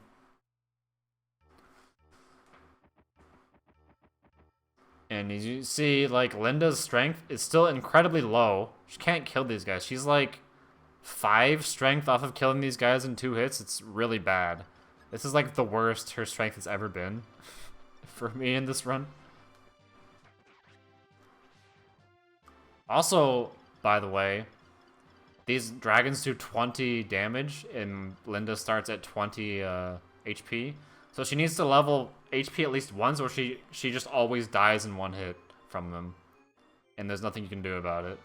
Because that happened to me once where she never leveled HP, so she just died. I was like, oh, okay. I'm sad now. And then what I did there is I accidentally didn't realize Wendell couldn't move far enough, so I had to go over here and kill this dragon with, what is her name? Minerva? Yeah, Minerva. I had to kill the dragon with her because that would have killed Linda. She was lower than 20 HP. Because dragons ignore defense unless you're Tiki or Bantu, who are dragons. Strength is for spells too in this. Yes, there's no magic stat in this game. It's just that basically prior to Fire Emblem 4 or Genealogy, whatever you want to call it, there was only one damage stat, which is strength. There's no like differentiation between magic and. There obviously needs to be a differentiation between magic and strength in that game because there's units who can use both magic and physical attacks, like Leaf and what is their name? I forgot. Lachesis? Yeah. And also there's like swords in that game that do magic damage, like the Thunder Sword and the Fire Sword, which do damage based off of your magic from range. So those are reasons that there's magic in that game, but they changed it back in the GBA games where I forgot. They made it so there's only one. It's like the same thing as this game. It's just that they renamed the strength stat for magic users to magic, but essentially it's the same. They just because magic users can't use physical unit attacks and physical units can't use magic attacks, so it doesn't really matter. Quite a few sword spell characters. I don't know. I guess that's some random trivia I remember, I guess. This is taking really long because Linda is really slow at killing these dragons, so we need to like take forever to kill everything. So yeah, it needs to walk over here. For some reason in this chapter, in this game, you can't open chests with the thief staff if there's someone on top of them. So like, aha, we put this dragon on this chest so you can't open it unless it moves off. This is just really troll. And also you need to open that chest to get the good ending of the game, so it's kind of dumb. But whatever, we just open it with Marisha. It was quite a step back. I don't know. It's hard to say. Yeah, technically, like from a technical standpoint, FE4 definitely is like ahead of this game because this game is kind of slow and like weird to move. But in other ways, it is faster too. So it's weird comparing them. I don't know. But yeah, the Fire Emblem 4 does have a lot of quality of life things that this game doesn't have. Like this game has the like basically the holdover from Famicom Fire Emblem, where like every time you you select a unit, it has to bring up their portrait and their stats and everything. It's just like something they kept for some reason, even though they didn't need to. Like the reason that was in the Famicom games is because there's only 2 buttons on the Famicom, so like you had to make it so that you had to bring it up with that. But they just left it in this game for some reason because they're lazy, I guess. I don't know. Yeah, and a better story. I don't know. I don't remember the game's story that much, but this game is actually very remembered a lot by like the Japanese audience, player base. What do I call them? I don't know. The Japanese players of this game, because this was like basically a lot of people's introduction to the series. But I still probably like the Yggdrasil games more. I don't really like the deployment limit. Yeah. The deployment, I can't remember if this game has like low deployment amounts or what. I really liked. I think the level design in this game is actually pretty good for the time. Because, like, comparing this game... I mean, I guess this is a weird comparison because it's, like, a different series, but Majin Tensei, another SRPG, came out the same year as this game. Freaking terrible game. It's, like, the worst SRPG I've played. This game is, like, godly compared to it. Jesus Christ. The game is so bad. But I play it anyway for some reason. Because, like, in Majin Tensei, it's, like, a third the speed of this game. You can't skip animations.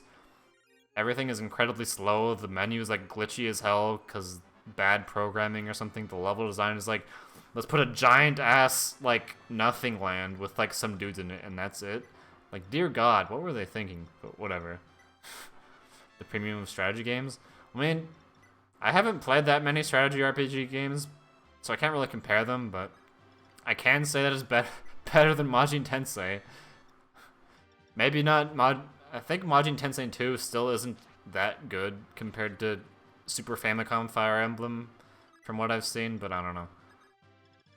FF Tactics. I mean, I've played some of it. I don't know. It's just FF Tactics seems like so different compared to Fire Emblem. I don't know. It seems hard to compare it exactly, even though I don't know very much about it. Because I've seen people play games like it before, like the mindset people have when they play them is like completely different compared to like Fire Emblem.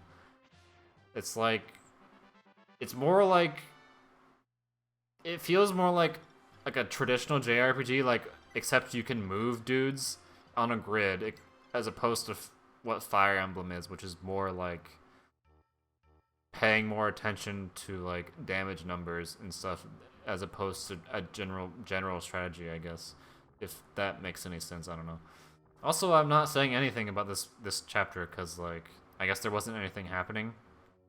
But basically, in this chapter, we kind of just run through the river to get to the end because Marth can do that. Like, he has the movement to do that because, like, he doesn't promote, I guess. Because promoted units can move through water. Because Marth is technically promoted, I guess. He can do that too. Basically, we just bait these flying dragons to attack us because so we can deal with them immediately and then kill them. It is still the same genre, yeah. Like, obviously there's differences between games in the same genre still. Like, obviously, the difference between Final Fantasy and Shin Megami Tensei is pretty evident if you've played both of them. Like, they're not the same at all, even though they're the same genre. It's not even close.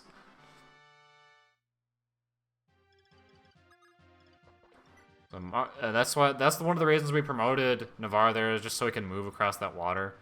And Linda can't move across the water because she's a mage, I guess. It's weird. I guess we probably would move her across there if she could. But instead we just heal people with her.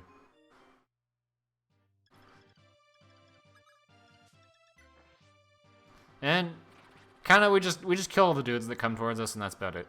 I always think that, like, the sprites of these ice dragons are weird. Like, it's hard for me to imagine that that's supposed to be a dragon. Like, it looks very different in, like, the battle sprite compared to the map sprite. It just looks strange to me. It looks like a shrimp, like, sticking out of ice or something. I don't know what. their idea was with that design, but that's what it is, I guess. I mean, it's kind of similar to the Pegasus sprite in Fire Emblem 4, which I think looks kind of weird. Like, it's hard to tell that it's supposed to be a Pegasus Knight, I feel like. I don't know why. It's just like the art of old, like, pre-Thracia Fire Emblem is kind of bad, I think. Like, Thracia is, like, really good compared to this game and Fire Emblem 4, I think. Just, like, the game in general looks better, too, because of the graphical improvements, I guess. Even though it's the same system, somehow. And I guess this game looks pretty nice, too, but it just, like, looks, like, weirdly cartoony and blocky compared to the usual Fire Emblem games. Which, if you don't know what that means, that's genealogy in Thracia. Because Yggdrasil is the continent they're set in. So yeah, we just kind of move everyone up. We moved Marth up there so that he's in range for Katria and Pala to trade to him and kill these dragons with the dragon killer sword, because otherwise they can't kill them. And then Pala just goes up and kills the last one. Oh boy. This chapter is literally just walk north and kill everything. That's basically it. Walk. This map design is so weird too. It's like a weird spinny like lake river thing. It's just like, how are you supposed to approach this? I don't know. I don't know what the fastest way is exactly. If you're like LTCing it, I guess it'd probably be to do it like this, but it just looks strange. And now we had to heal Pala because she got hit.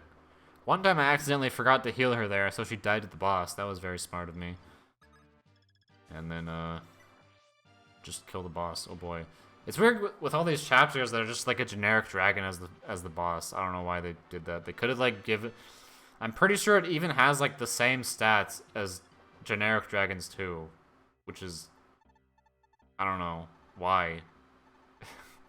Just why? And then Zane just talks a bit more because he's cool, and he finally joins us in the next chapter. But we don't actually use him. He's like force deployed, which is, I don't think that happens very much in this game. Is that characters are force deployed? I think like Katria does that in chapter 2, but usually that doesn't happen. This is also a very strange chapter, and they made this chapter very different in the remake too. They like made it so you have to like be really good at the game and stuff to be able to finish it. But basically, in this chapter, there's just some more ice dragons, and then what do you call it? Some thieves, and then that's literally it. After like the first 2 turns, there's like no enemies, and you don't even have to deal with the ice dragons on the walls or inside the walls that you're gonna see. Like those ones on the left and the right that are like behind the walls. You don't even have to deal with those because they don't attack you if you don't get in range. You can just ignore them. So after we deal with the dragons in the middle and the thieves, there's just no enemies, and we just kind of walk to the end. Because there's not even a boss either. I don't get it. Why? I don't know. Whatever, I guess. And you'll see here the exemplification of how bad Linda's strength still is, because she can't kill... Normally she kills this dragon in 1 hit, but she can't, because she's bad. So we need to heal her too. Heal her again, for her to be okay. I like this music at least. We had to do something you normally don't do, which is heal her with Wendell. But thankfully, when she attacks again, she doesn't get hit. I don't think it would have mattered if she got hit, but because the thieves don't attack on turn 1 for whatever reason. But because she heals anyway on the next turn because she uses Nosferatu.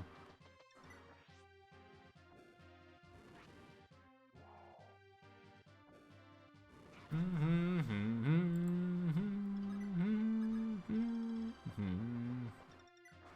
Marth just walks all the way up here because he has boost and just smacks this dragon in the face and it dies. That was my desktop. Sorry. Microsoft account giving me some questions about something. I guess my account is not confirmed or something. Who cares? Whatever.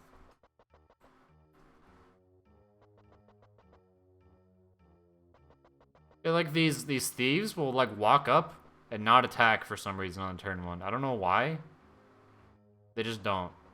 I guess because it would be annoying or something. There's just like there's not very many examples of that, of having like variable AI based on the turn in Fire Emblem. It's like, all right, turn 1, do nothing. The next turn, let's attack. I guess. All of book 1 was pretty meh. Oh yeah, book 1. I don't like book 1 that much, but I definitely like book 1 of this game more than the original game, which is, I mean, Fire Emblem 1. I almost think I like book 1 of this game more than Shadow Dragon, but I'm not sure. It might just be because I really hate the aesthetic of Shadow Dragon that much, because it's so ugly. But it is a fun game, at least. Though I just hate the aesthetic of the DS games. They're so bad. It looks so ugly. I don't know why they just decided on that aesthetic. It looks strange. And here, I made the choice of not going up there to that, what do you call it? So like when Marth goes to that door, it makes Goto come out and assemble the Star Sphere, meaning that all of the Star Spheres will disappear from everyone's inventory, and Marth will get the Star Sphere in his inventory, and the Light Sphere. So the reason I didn't go the full distance there is because I want Linda to get more better levels here, because she had the Star Spheres in her inventory. It's older than Final Fantasy? You mean Fire Emblem 1? Well, it's older than some Final Fantasies, but it's not older than the first Final Fantasy. I'm not sure what you mean exactly. Because Fire Emblem 1 was 1990. I think Final Fantasy 1 was like 1985 or something? It's an old ass game. Wait, it's probably actually it's not 1985. Let me check. Final Fantasy 1. 1987, yeah. So Final Fantasy 1 was like around the time of Dragon Quest 1. I guess 3 years isn't that huge of a difference, but it is older. Quest. So Fire Emblem 1 was pretty late in the Famicom. I think the Super Famicom was already out when Fire Emblem 1 came out even. I guess like Kaga and friends didn't have the resources to develop for the Super Famicom or something, which is why they didn't do that. Yeah, Dragon Quest 1 was 1986. I mean, I don't think Dragon Quest probably wasn't the first JRPG, but it's like the first one that people care about the most, I guess. It's the first noteworthy one, basically. Well, I guess the one that's still noteworthy to people culturally is what I mean. But yeah, Final Fantasy 1 was really old. But I guess Final Fantasy 1 doesn't seem as janky as Fire Emblem 1, because Fire Emblem 1 was like really scuffed game. It's like so ugly and weird. It's like weirder than most Famicom games, I feel. And I guess Gaiden improves on it a little bit, but Gaiden's still kind of ugly for a Famicom game. I'm pretty sure Fire Emblem 1 was just like, some people were like, hey, let's make a game, and they're like, okay. I don't think it was like supposed to be super serious or anything, but it ended up being a Famicom game for whatever reason. I don't know how that worked back then, because the video game industry was very different back then. So you probably couldn't do something like that now. Like, alright, let's just make a game, lol. Like, for the Switch. Like, no, that wouldn't happen. I love the recruitment theme. Yeah, I like that. I like the theme too. It also changes between Book 1 and Book 2, which is cool. Book 1 in this game not being able to have different tracks for things for like the entire game because of cartridge limitations, I think. That's fun. Yeah, I always thought it was strange that the Fire Emblem 6 recruitment theme is a a remix of the Fire Emblem 4 one, which is like, what connection does Fire Emblem 6 have to Fire Emblem 4? There's like literally nothing. So I don't know why. It just does for some reason. Remember this theme from Melee in childhood? Wait, the player face theme there? Or do you mean the recruitment theme? Oh. Yeah, the recruitment theme is pretty... I think a lot of people know that from Fire Emblem. I also remember when I first heard the player face theme of... What is her name? Celica in Gaiden. I was like, oh, I've heard this from Smash. That's like a song in Smash. But it sounds really different in Smash. Because it's a popular theme. Yeah, there's a lot of things that are in Smash that are just because of the Japanese audience at that time. It's kind of weird. Yeah, the recruitment theme in Binding Blade is a remix of the Fire Emblem 4 one. Like I said, I don't know why. It's just kind of weird. Okay, in this chapter, we basically just like kill this boss in one turn. It's unreliable. So if you may not know, there's a mechanic in this game where there's supports where if you're in range of a support, someone that supports you, you get plus 10 to avoid crit and hit. So we do that because Minerva supports Pala. It gives her 10 extra crit, and she has a 30% chance to crit this boss with that, and she needs to crit him to be able to kill him here. So luckily we kill him on the first try here, so it's not a big deal. But with 2 attacks, I guess 30% would be like 45 or something. I'm not sure exactly how to calculate that, but it's more than 30. So it's not exactly reliable. You can get really unlucky there and not kill him forever. And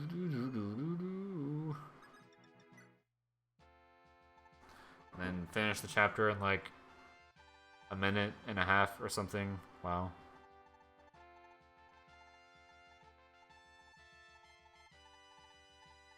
So we're kind of just gonna fly through the last parts of the game here, because we can just do that because of the warp staff. Also, I really like this music. It just like reminds me when I hear this music when I'm playing the game. I'm like, oh man, it's like, this is gonna sound really cringe. I'm like, oh man, it's serious now. But I don't know. That's just the feeling I got from when I was doing this, I guess. And here we finally use a Zane or Cheney. And we use the Armor Slayer we had to keep from way back in Chapter 6, like an hour ago, so that he can kill Shima on the next chapter. Yeah, by the way, we don't recruit Shima, we just kill her. Lol.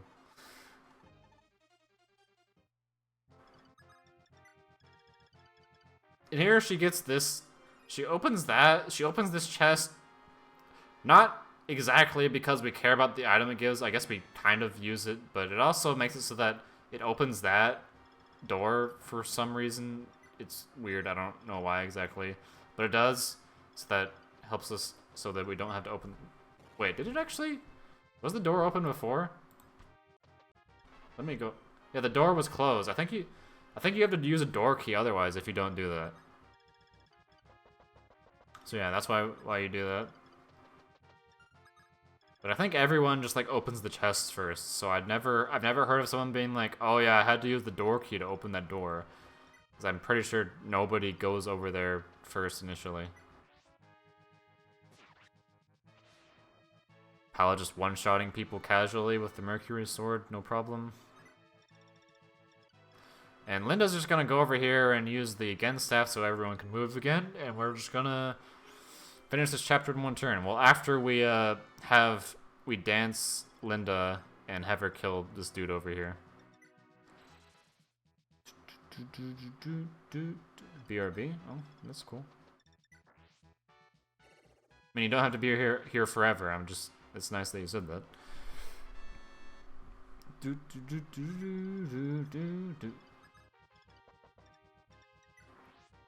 So Navarro needs a steel sword to kill this guy. I think if he had an iron sword there, that wouldn't have killed. Also, one time when I did this, Pala couldn't kill this archer because he had too much speed or something. I'm not sure if you need a crit there or not because she just crit him. But one time she just didn't kill him. I was like, what the hell? This has never happened before. That's not something I have to worry about, I guess. I don't know if it's like from speed. Like, is his speed variable so he had more speed than Pala or something? I don't even know. It was strange. Either way, the chapter's over because we just kind of killed everyone in the way. Also, the boss had a meteor. That's why he didn't attack Cheney. And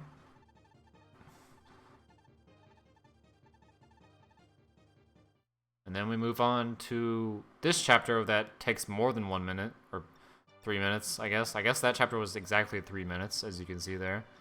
But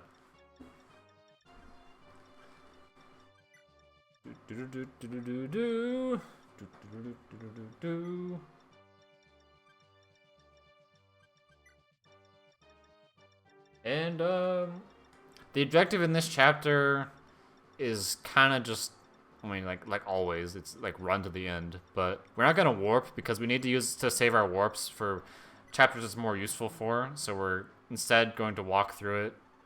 And also we get like we're supposed to like be sympathetic to Shima and Samson here. But we're just gonna kill Shima because she's in our way. It takes longer to recruit her than it does to just kill her, so we're just killing her, unfortunately. I mean, I think there is a Himitsu no Mise, who is, or Secret Shop, I guess is their name in English, has a run of this game where they they keep everyone alive to the end.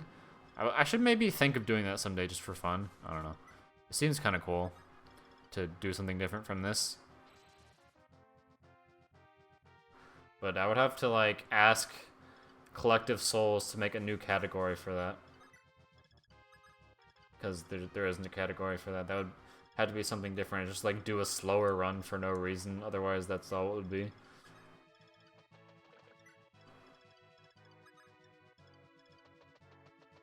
So I'm assuming in that run, we obviously wouldn't kill Shima.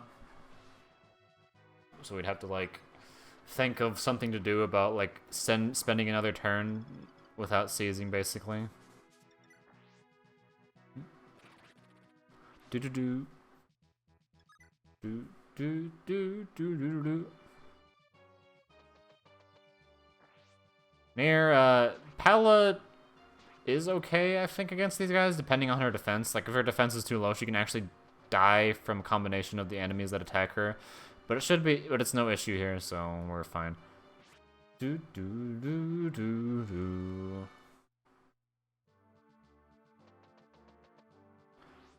These guys do a lot of damage.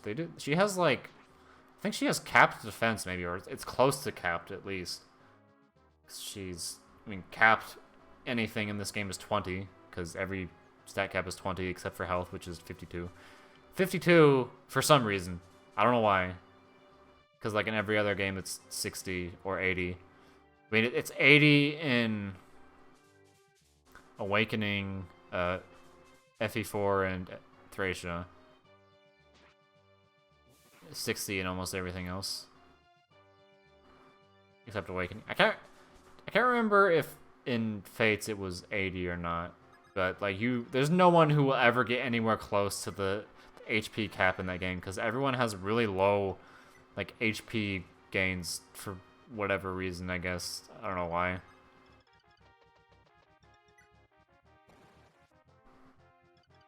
Anyway, I'm talking about a game that isn't this game again. So we have Cheney transform into Martha there so that he can do a certain thing in the next chapter, in the next turn. We didn't have him transform on the first turn because he couldn't get in range of Marth, I think, while having Marth still be able to move his full distance he can go in one turn. And this is the whole reason we recruited Tiki here, is just to kill these 2 Dragon Knights that she killed. Otherwise, she does literally nothing. But no one else could have done that there, so good for her, I guess. It was worth taking like a minute to recruit her there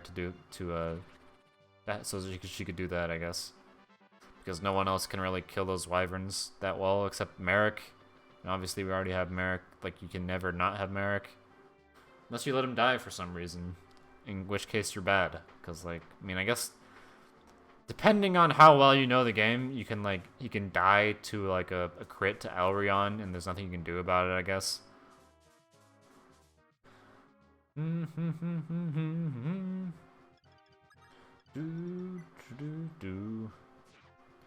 you see there, he survived. The sniper survives with 1 HP. Pala has capped strength, so there's nothing she can do about that. She will always, unless she crits him there, she won't be able to kill that guy in 1 hit. So it's not just like bad stats there.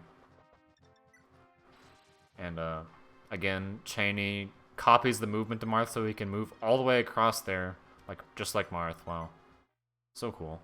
I mean, useful, whatever. And something I haven't mentioned before is that in this game, the enemy movement is variable. I guess it's just like the game rolls a random number to decide between moving between one place or another. Sometimes the archer will stand in your way, or other times he'll attack from behind the wall so he won't be in your way. I don't know why, it's just the game decides to be random, I guess. But it saves time if he doesn't stand in the way, but whatever, it's not a huge deal. We can just kill him with Palo. And then Cheney runs all the way over there and just, like, surprise kills Shima with the Armor Slayer. It's kind of silly. He just, like, runs all the way over there. Isn't he locked to bottom tier weapons? I'm pretty sure he copies the weapon level stat in this game, because he can use the Armor Slayer, like he just did. So I don't remember exactly. I don't remember. I'm pretty sure it's different in each game, so I don't know. It's probably really weird in Fire Emblem 1 too, because like who has played that game? Who even knows what he does in that game? Because no one has like bothered to like figure it out. Maybe.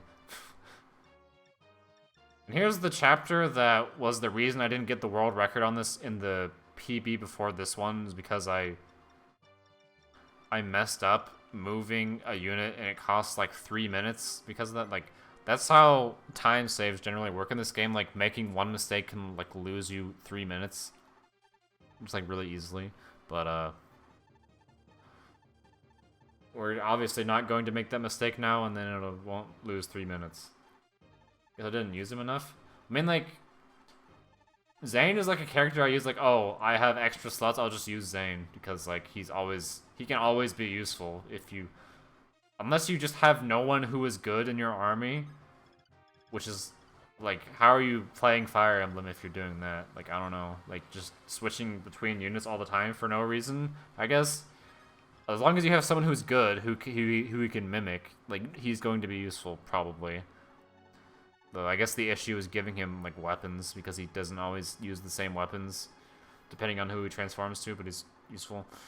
This chapter is very strange, because like it's like a weird, just like there's just like a bunch of dudes there that you don't really have to fight, and then on the right there's all the other enemies you actually have to fight.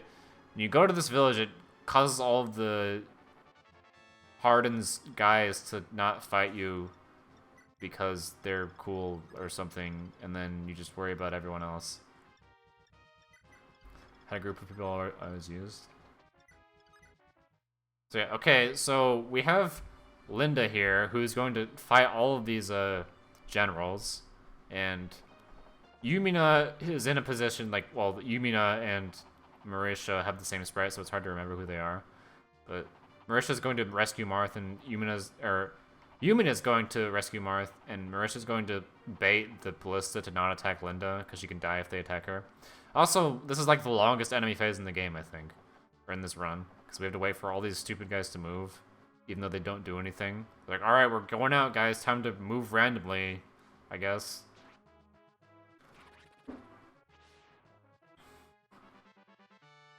Save all that XP.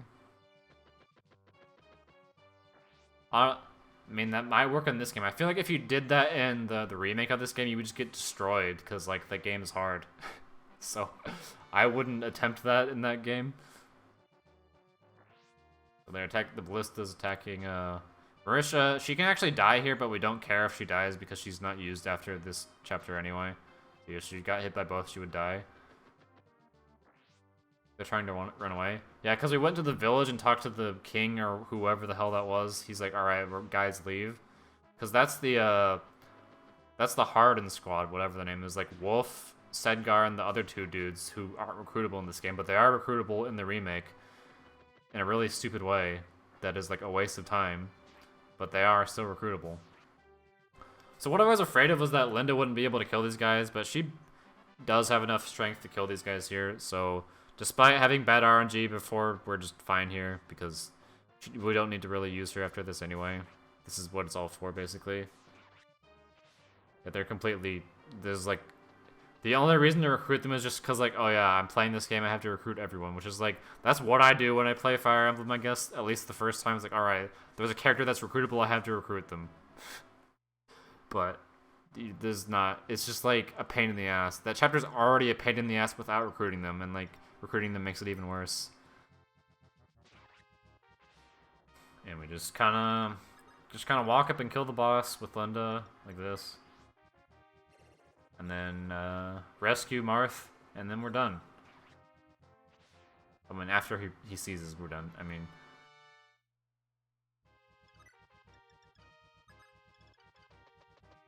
She uses the last rescue staff. Resire. The Resire is overpowered, or Nosferatu, I guess. Especially in the older games, they nerfed the hell out of it in like after Awakening, because they realized like, oh wait, after Awakening they're like, all right, since the game is like the series isn't about to die, let's like try actually caring about balancing the game now and make Nosferatu not overpowered as hell. See, now we're 2 minutes and 20 seconds ahead because of that, because I messed up something in the previous round of this.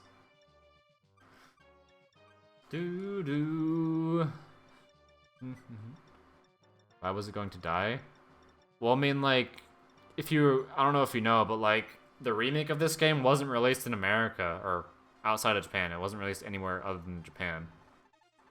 Because, like, of declining sales of Shadow Dragon and everything, then they're like, alright, this is your last chance, guys. If this game doesn't do well, then Fire Emblem is done. Then they made Awakening, and then Awakening was popular, so then it didn't die. And then there was Fates, and then Three Houses, which is better than both those games. But I still think Fates is a better game gameplay-wise than it, even though the story is terrible.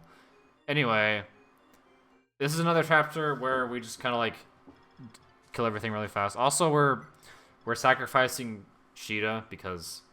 Also, we have to dismount her there because she'd be attacked by a ballista otherwise. We have her go up there because that Armor Knight moves to kill her. Meaning there's a space for Pala to walk up and attack the boss with the Mercurius. So we have to sacrifice... Only Sheeta can do that there too, because she's the only flying unit we can have that's expendable right now. Heard the Ike games were popular? Oh... No, they did not sell very well. At least not worldwide. I can't remember if they sold well in Japan. I mean, it was a combination of the Talius games and then the remakes of the Arcanea games. These games are Arcanea, if you don't know that. So, like... Which is sad, because, like, it's weird because Ike is the most popular character in Fire Emblem, but he's, like, one of the least popular games in it. It's weird how it works like that. He became popular because of Smash, I guess, basically. Ike is pretty cool in Smash, though. Even though his personality is kind of different compared to the games. Like, Ike is the most popular character in Fire Emblem, not only in the English-speaking community, but also in the Japanese community. Because I saw a survey that said Ike was the most popular, followed by Sigurd, and then I forgot who else. I forgot who was third. It was Byleth, I think, which is like lol Byleth. Byleth is not even a character. What? But whatever. And we just kind of killed the boss in one turn there because the Mercury Sword. We moved Minerva in place to get the 10% crit or whatever. And then Boa, who's like, alright, I'm dead, and I'm going to explain some things to you and also give you some items that you don't need. Oh boy. He's like the only character that doesn't, like, assuming you know what's the thing is in the remake of this game, is basically like everyone who wasn't recruitable in this game is recruitable in that game. Except Boa, because Boa's dead. He's just dead, so you can't recruit him. Good thing they did that, I guess. They didn't, like, make him magically survive or something. That would have been really stupid. What did Awakening do differently? Basically, they just appealed to a wider audience, I guess. Because, like, when you think about it, even though New Mystery was, like, remaking a really beloved game in the Japanese audience, it just is kind of not selling to a new audience, I guess, which is the problem. Because, like, the people who played Fire Emblem 3 when they were kids were, like, probably 30 or older when New Mystery of the Emblem came out. Oh yeah, by the way, there I restarted because I thought I forgot something. I thought I forgot to give Mark... Not Mark. How do I call him Mark? I thought that I didn't give Marth the Mercury sword, but I did. I was like, oh, I'm dumb. But, so we were fine. I just wasted time for no reason, but it's okay. Just like thinking that I didn't do something when I did it. That's the worst mistake.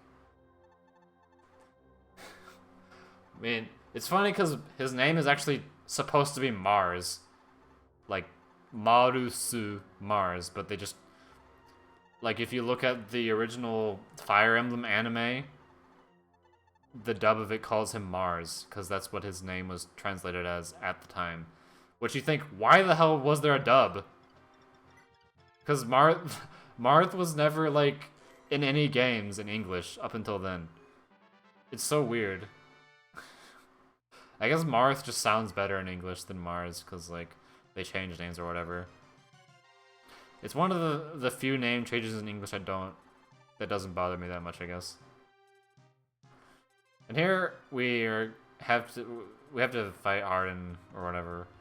So if Marth gets a crit, it saves a lot of time here, and Marth does, so like we save like a minute because of that. Because if he doesn't crit there, it takes 2 turns, which means not only will we see like another turn, but also like Harden talks a bunch after. If he doesn't die after this turn, he says some other dialogue that you wouldn't hear if he dies here. So we also have to go through that too. So it takes off a lot if you kill him on the first turn. So that was really lucky. I guess it's not that lucky because he had like, what, 20 crit there or something. So that's like a 35% chance to crit or something because he attacks twice on the first turn. It's not that unlikely that it'll happen. So puts me even further ahead than I would have been. We have to watch this scene with the ceiling shield or whatever being made. Kansei shita. I think kansei means like completed, I think. And also, if he kills Harden, we don't have to heal Marth either. So the only guy that will attack him if Harden is dead is the mage.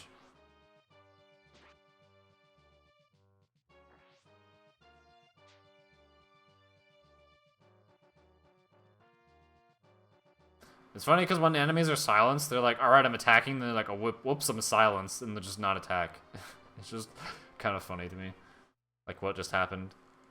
Because that definitely would have killed him if he would have attacked, but since he's silenced, he can't kill him.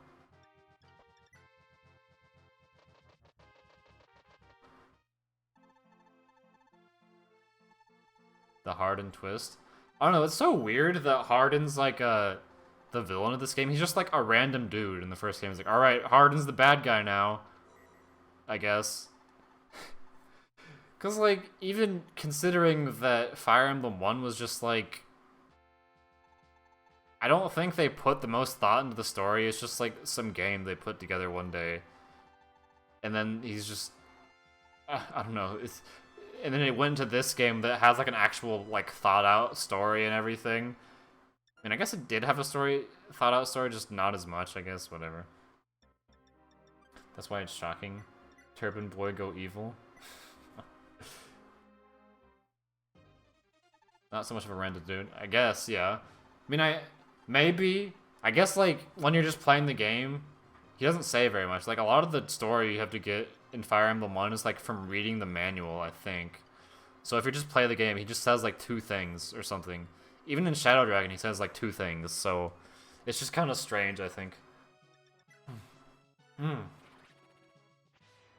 And we kind of just warp Marth there to the boss, who has the whatever magic that reduces your health to 1.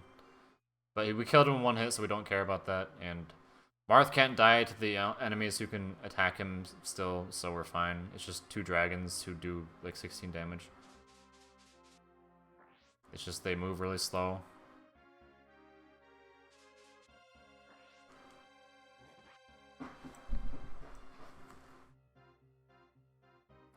Do do do do do.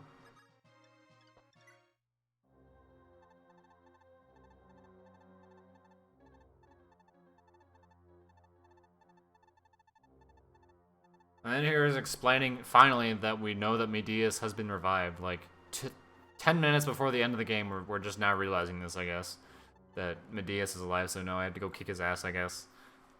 Which is, in my opinion, is kind of lame. I don't really like the twist of like, oh, Hardin was good, but he was forced against his will to be bad.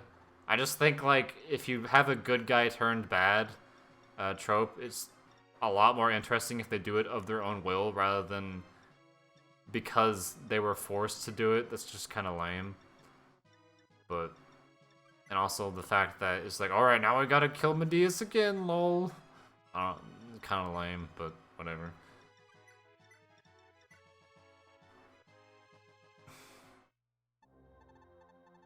And this last part is actually 1 chapter that's like put into 3 parts for some reason. I put it as 4 different parts still because I'm weird, I guess.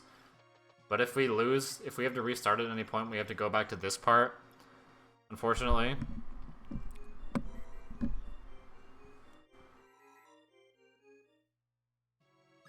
But it's not that easy to mess something up here, I guess. So basically, we just take the warp staff from her there, dance, and then we take the warp staff. We traded the warp staff to Fina, so that Wendell could take it, then warp Marth to the boss.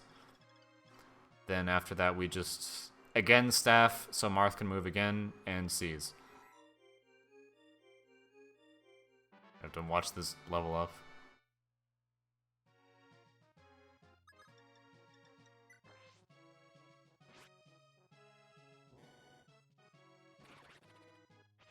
This is all pretty simple. This last part's like relatively easy. You can't really mess anything up, but it's just like in the second part, which is gonna come up after this one, obviously because this is the first part. But we'll see. There's like an RNG chance to die that we can't do anything about, unfortunately. I don't know what you could possibly do to do something about it, other than like taking way longer to just like do the level normally, I guess.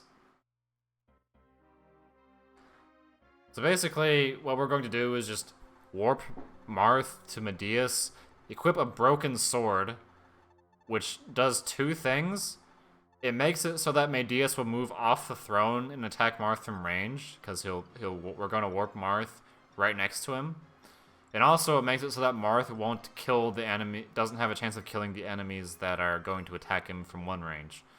Because even if he crits with a broken sword, he's not going to kill the dragons. It can also work if you have no item, but that gives a chance that Medius won't move because he won't try to get away from you because you're not holding a sword that can attack him. So yeah, we'll just equip broken sword. Kawareta Surugi. That's what it's called. Can't pronounce things. Because I've been talking for 2 hours straight, I guess, is the problem. And we just silence so that the other dudes can't attack Marth. Well, like, not Garnif. Did I call him Medius before? Well, he's Garnif. Garnov can still attack even if he's silenced because he's a cheater, I guess. And he has the same sprite as all those other guys, which is kind of funny, but he's like, Fuo Fu Waga Kuroyami Kura. Wait. It's like dark black magic is what it's called. So Marth has to dodge one hit to survive here. So he didn't dodge that hit, so he'll like, oh no, will he survive? Oh no. And he dodges that. But it would be an ultra pain in the ass if he died, because that would have to would mean we'd have to redo both of this part and the last part. But that didn't happen, so whatever.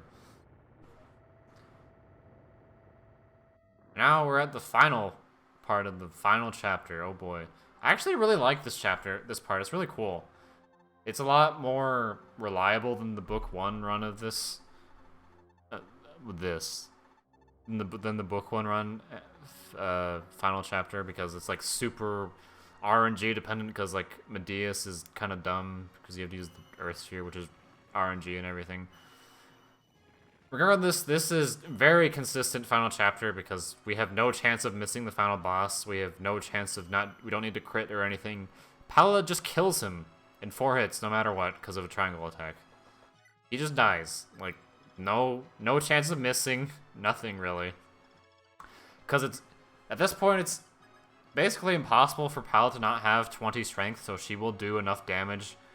As long as she has max strength, she will have enough damage to kill the boss in 4 hits with 4 triangle attacks. And I believe he has like 1 speed, so it's impossible to not double him. I mean, I guess it's not impossible, but it's impossible for Pala to not double him because her base speed is high enough to double him We transform Zane into Linda in case Pala gets hit when she attacks the final boss. So what we're going to do is, like, as I hinted at before, because we didn't recruit Julian, you know what's going to happen here. Because Julian needs to talk to Maria. So Marth kills his sister there so that she doesn't feed Medeus if Medeus dies. So the way this works is that you normally are intended to talk to the sisters here, or the whatever you want to call them, to make them on your side so that they cannot be evil. And if you don't do that, if Medeus's HP gets to 1 or it goes to 0, he won't die. Instead, he'll eat one of them and regain all of his health. So basically, if you don't recruit them, you have to kill them. So since it's faster to kill them than it is to recruit everyone, or take everyone here that would be needed to recruit them, we're just killing them. Which is, I guess it's, like, maybe I'm weird, but I just think it's kind of funny, but you just kill them. Marth just, like, kills his sister to save the world, you know? Sometimes you just gotta do that. Just kill them all. Oh boy. Jazz Bolganon. Ah, Julian! Oh, the last one's almost dead. They're just like, Medea-sama ni korosu. Like, for Medea-sama, I will kill, or something, basically. Ah, minabane. Well, she called out Minerva's name as she died. Oh no. And then we move S. That's like one of the 2 things S does in this game, is she moves next to him and she unlocks a bridge earlier.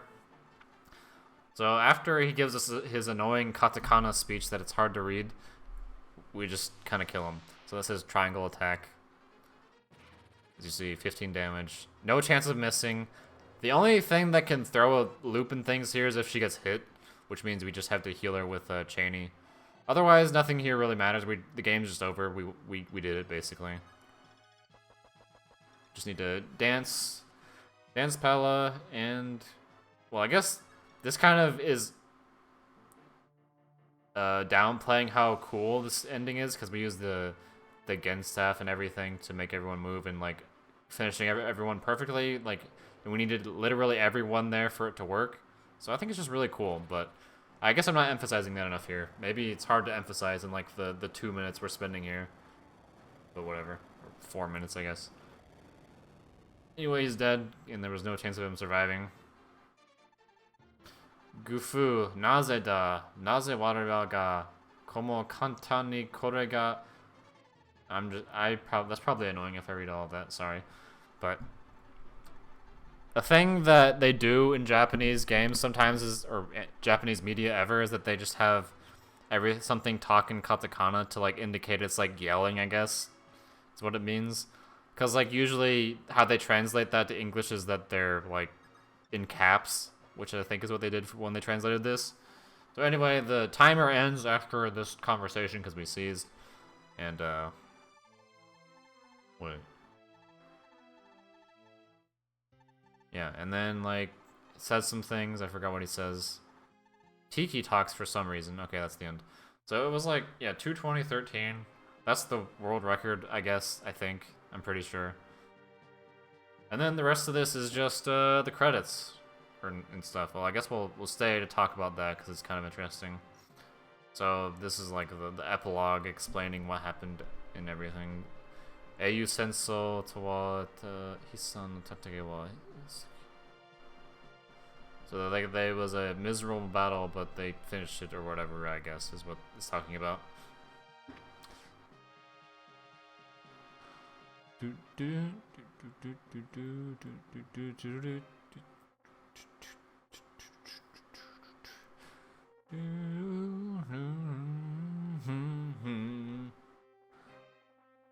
This is the kind of, I don't really like that picture of Shida. She looks like kind of like her face is like too narrow.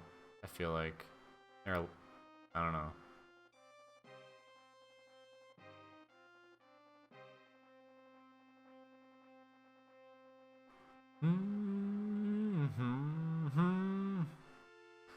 Well, it's the more interesting things are after this when it like gives us the unit like stories and the turn counts and everything.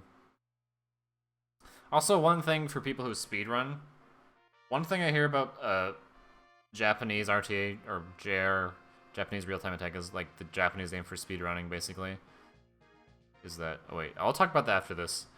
So this is the turn count, like 8 turns, 7 turns, 4 turns, 3 turns, 6 turns. That's how you say turn. Tan, like the chapter, then just the turn.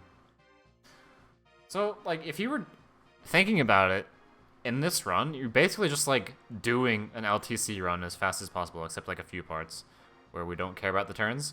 But generally, keeping as few turns as possible is how you do the game as fast as possible, because enemy phases take a long time. I mean, this matters less in newer Fire Emblem games where you don't have to care about enemy turns taking very long. They're 111 turns. That would be pretty good for a normal run. Only 111 turns. That's kind of a neat number too, I guess.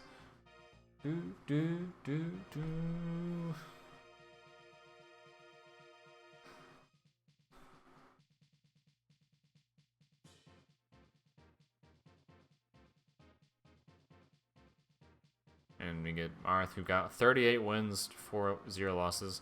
Oh yeah, as I was saying, this game was originally run by Japanese runners, but the timing ends after the last text box. And opposed to what people complain a lot about for Japanese RTA timed runs is that it's usually done in that the timer starts when you power on the system and it ends at the end of the credits. Which that would mean for this run we would have to wait to the end of the, like 10 minutes after the end of the actual game to end the timer. So I had to sit here. I mean, I sit here anyway, recording this, I guess. I mean, I guess I wasn't actually here. I just like went and did something else while this was happening. Because like obviously at the end of the run you want to like get up and use the restroom or something.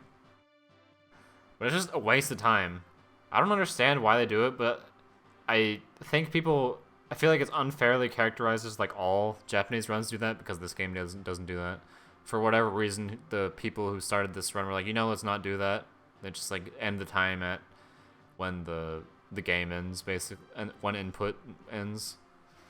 It's like there's no input after when you like finish the game. It's just the credits. You just wait till the game ends. It's kind of stupid.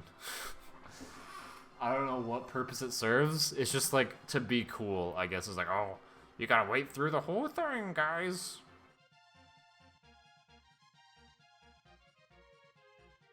Good thing I did not say that at all in a Japanese sounding accent. Otherwise, that could have been interpreted as racism. So, kind of be careful with my my weird voices, I guess, when I do that. Macedonia no Kishi Powder. So yeah, Paolo is the most useful character in the game there. She's also the most useful character in the remake. Wait, how much is left in this? Do I care about this that much? There's like 5 minutes left. Well, I'll just talk about random other stuff, I guess. Whoops. Ugh. So, in terms of this run, it's really... I'll just talk about why I did this run in the first place and just, like, why I have the record now, I guess. I started running this, like, 3 months ago. I think it was either December or November. Either 3 or 4 months ago. And I just had the world record now, which just seems crazy, I guess. Because the world record of this is 4 years old. And I just kind of beat it. I don't think it's because I'm, like, a supreme overlord at this game or anything. I think it's just because not very many people ran it. I don't know. Or I tried harder. I guess I tried harder than most other people. But I don't know. I feel like getting the world record after 4 months is pretty good. And I didn't even, like, play it the whole time. I didn't, like, play it every day. Like, obviously, playing it's not a super competitive run, so you don't really need to. I don't, like, make any money off of it either, so that would be kind of weird, too. But it's just, like, I kind of hope more people do this run, because I think it's pretty fun, actually. I mean, I guess it is kind of painful because of the RNG parts. You can, like, lose a lot of time from stuff. It's pretty... There's nothing you can do about it, really. I just think it's kind of fun. And I wonder... Because I know... what's his name? I forgot what his name was. Kirby Master. Who like speedruns every Fire Emblem game, but has not run any of the Super Famicom games for some reason. I don't know if he just doesn't like them, or he doesn't because he doesn't have the systems, or he can't read Japanese or something. Could be any of those reasons, or all of them maybe, but he hasn't. I wonder if he'll ever do that.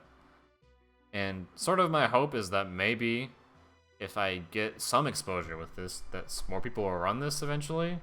Because, I don't know, it's fun. I don't care if people really beat my time that much. It'll be cool, I guess. I'm not like a master or anything. I'm not like a master gamer. I don't know, maybe I am. Maybe I'm understating myself. But either way, I don't think this is that impressive, really. I mean, I don't know, it just feels like it's not that impressive. It was like, I just kind of did it. I don't know.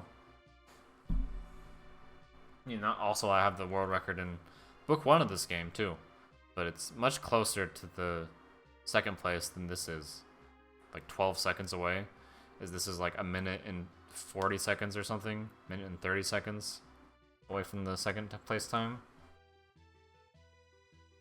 What was I talking about? There's 2 minutes left. There's just some nice art, I guess, in the credits. Tells us... For some reason, it gives us the names... Wait, actually it doesn't. Before it did some of the names in Romaji, which is, like, Romanized, like, Japanese names written in English characters, or Roman characters, I guess. It's some cool art. Like, they made some art just for the credits here, I guess. It's kind of nice. Well, I guess they put the names of the credits... I mean, like, the titles of the credits are in English for... reasons unknown.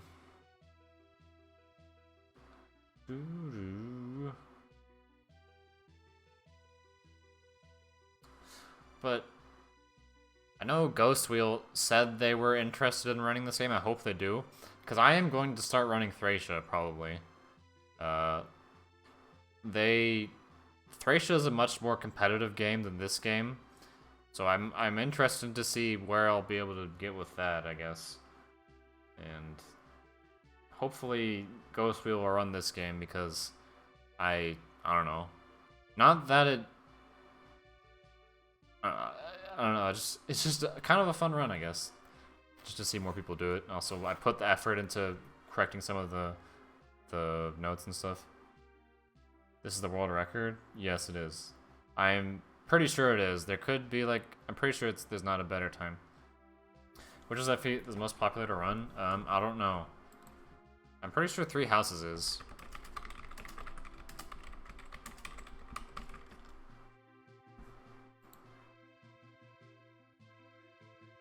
Yeah, on the 3 houses, there's currently 16 people who have times for 3 houses. That's quite a lot for a Fire Emblem game. Let's look at some other one. Path of Radiance. Path of Radiance has 6. Wait, this is JP. Okay, there's 9 because there's a JP. Why are there different categories for English? I guess like maybe it's faster in Japanese is the reason. Oh, I guess it just like exited out of there. Okay, cool. Just kind of show my background there, I guess. Wait, what else is there? Let's just look at all of them. I'm just interested in knowing right now, I guess. Wait, do I have... Wait.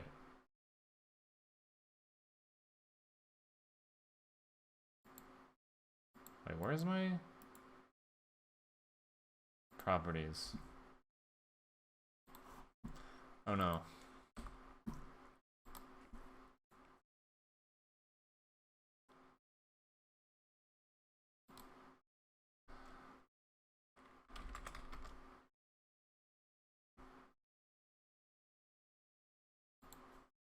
Wait, no, I don't want that actually. What am I doing? Oh no. Add window. Okay. I'm dumb and I forgot what things did. Okay, there we go. Now you can see that. Wait, what? Oh no. How do I select this? Okay.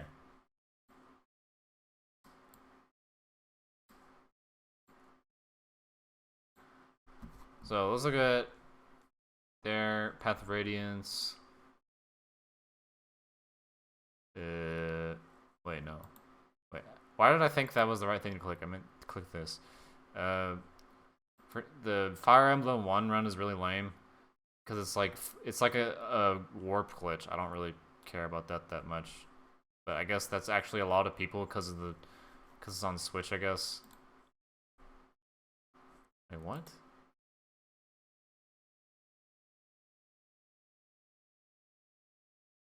Wait. So there's 2 seconds. Did they not time it by like the milliseconds or something? Like I'm sure they didn't like do the exact same millisecond. That'd be crazy. There's just 2 second places. That's funny. I thought they would go down to like smaller time measurements if it was that close. So obviously nobody's run genealogy. The genealogy run is also really boring. Thracia, 4 people. Much more competitive than this game. Binding Blade. 4. Emulator. Oh. Blazing Sword. What is this background? What the hell? It's like some fan art background for some reason. Okay. Actually, a lot of people ran this. Wait. Oh, I was like, how does this work? Do they just do Hollywood mode, I guess? Yeah. So it's like 9 people have run this game. Only 1 person has done hard mode, Hector mode. Path of Radiance, we already looked at that. There's like 9 people, yeah. Sacred Stones. 3. What is it with these fan art backgrounds? Why? Okay.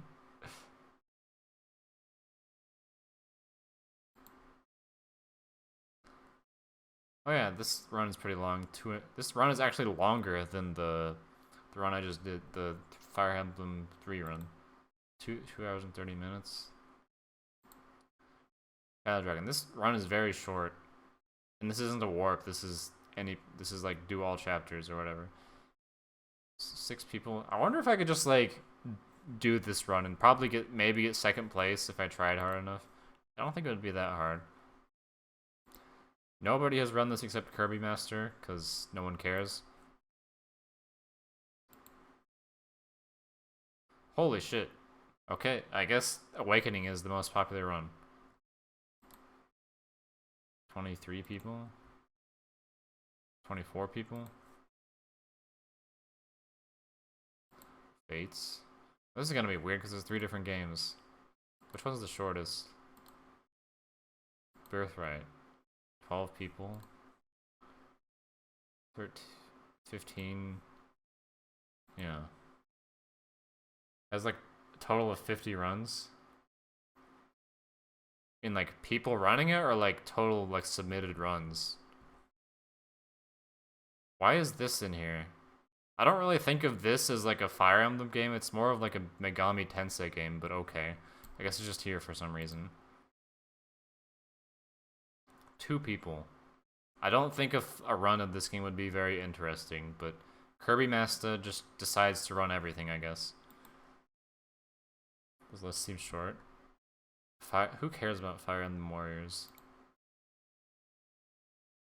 16. Oh wait, I forgot there's more than one category. Oh. Oh. Oh. So yeah, this definitely has the most people. This is way more than the Awakening run. That's like 50 people, or 50 submitted runs. Well, they're probably not all different people. I'm assuming there's like carryover that I'm not going to bother checking. Yeah, Fire Emblem Warriors is a Dynasty Warriors game, also known as like a Musha game, or Moso game. Or Muso game, I mean, not Moso. Moso means delusion. Not Warriors or whatever. Version card. 1 hour and 45 minutes? Wow. I mean, I can't... My copy of Three Houses is broken, so I couldn't run it if I wanted to.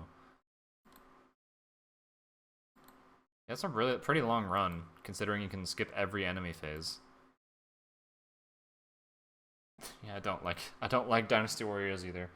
I'll be right back. I'm going to go check something and hopefully come back and do Thracia, like figuring out the run, but I might not be able to. I just need to check something first. It'll be like 5 minutes.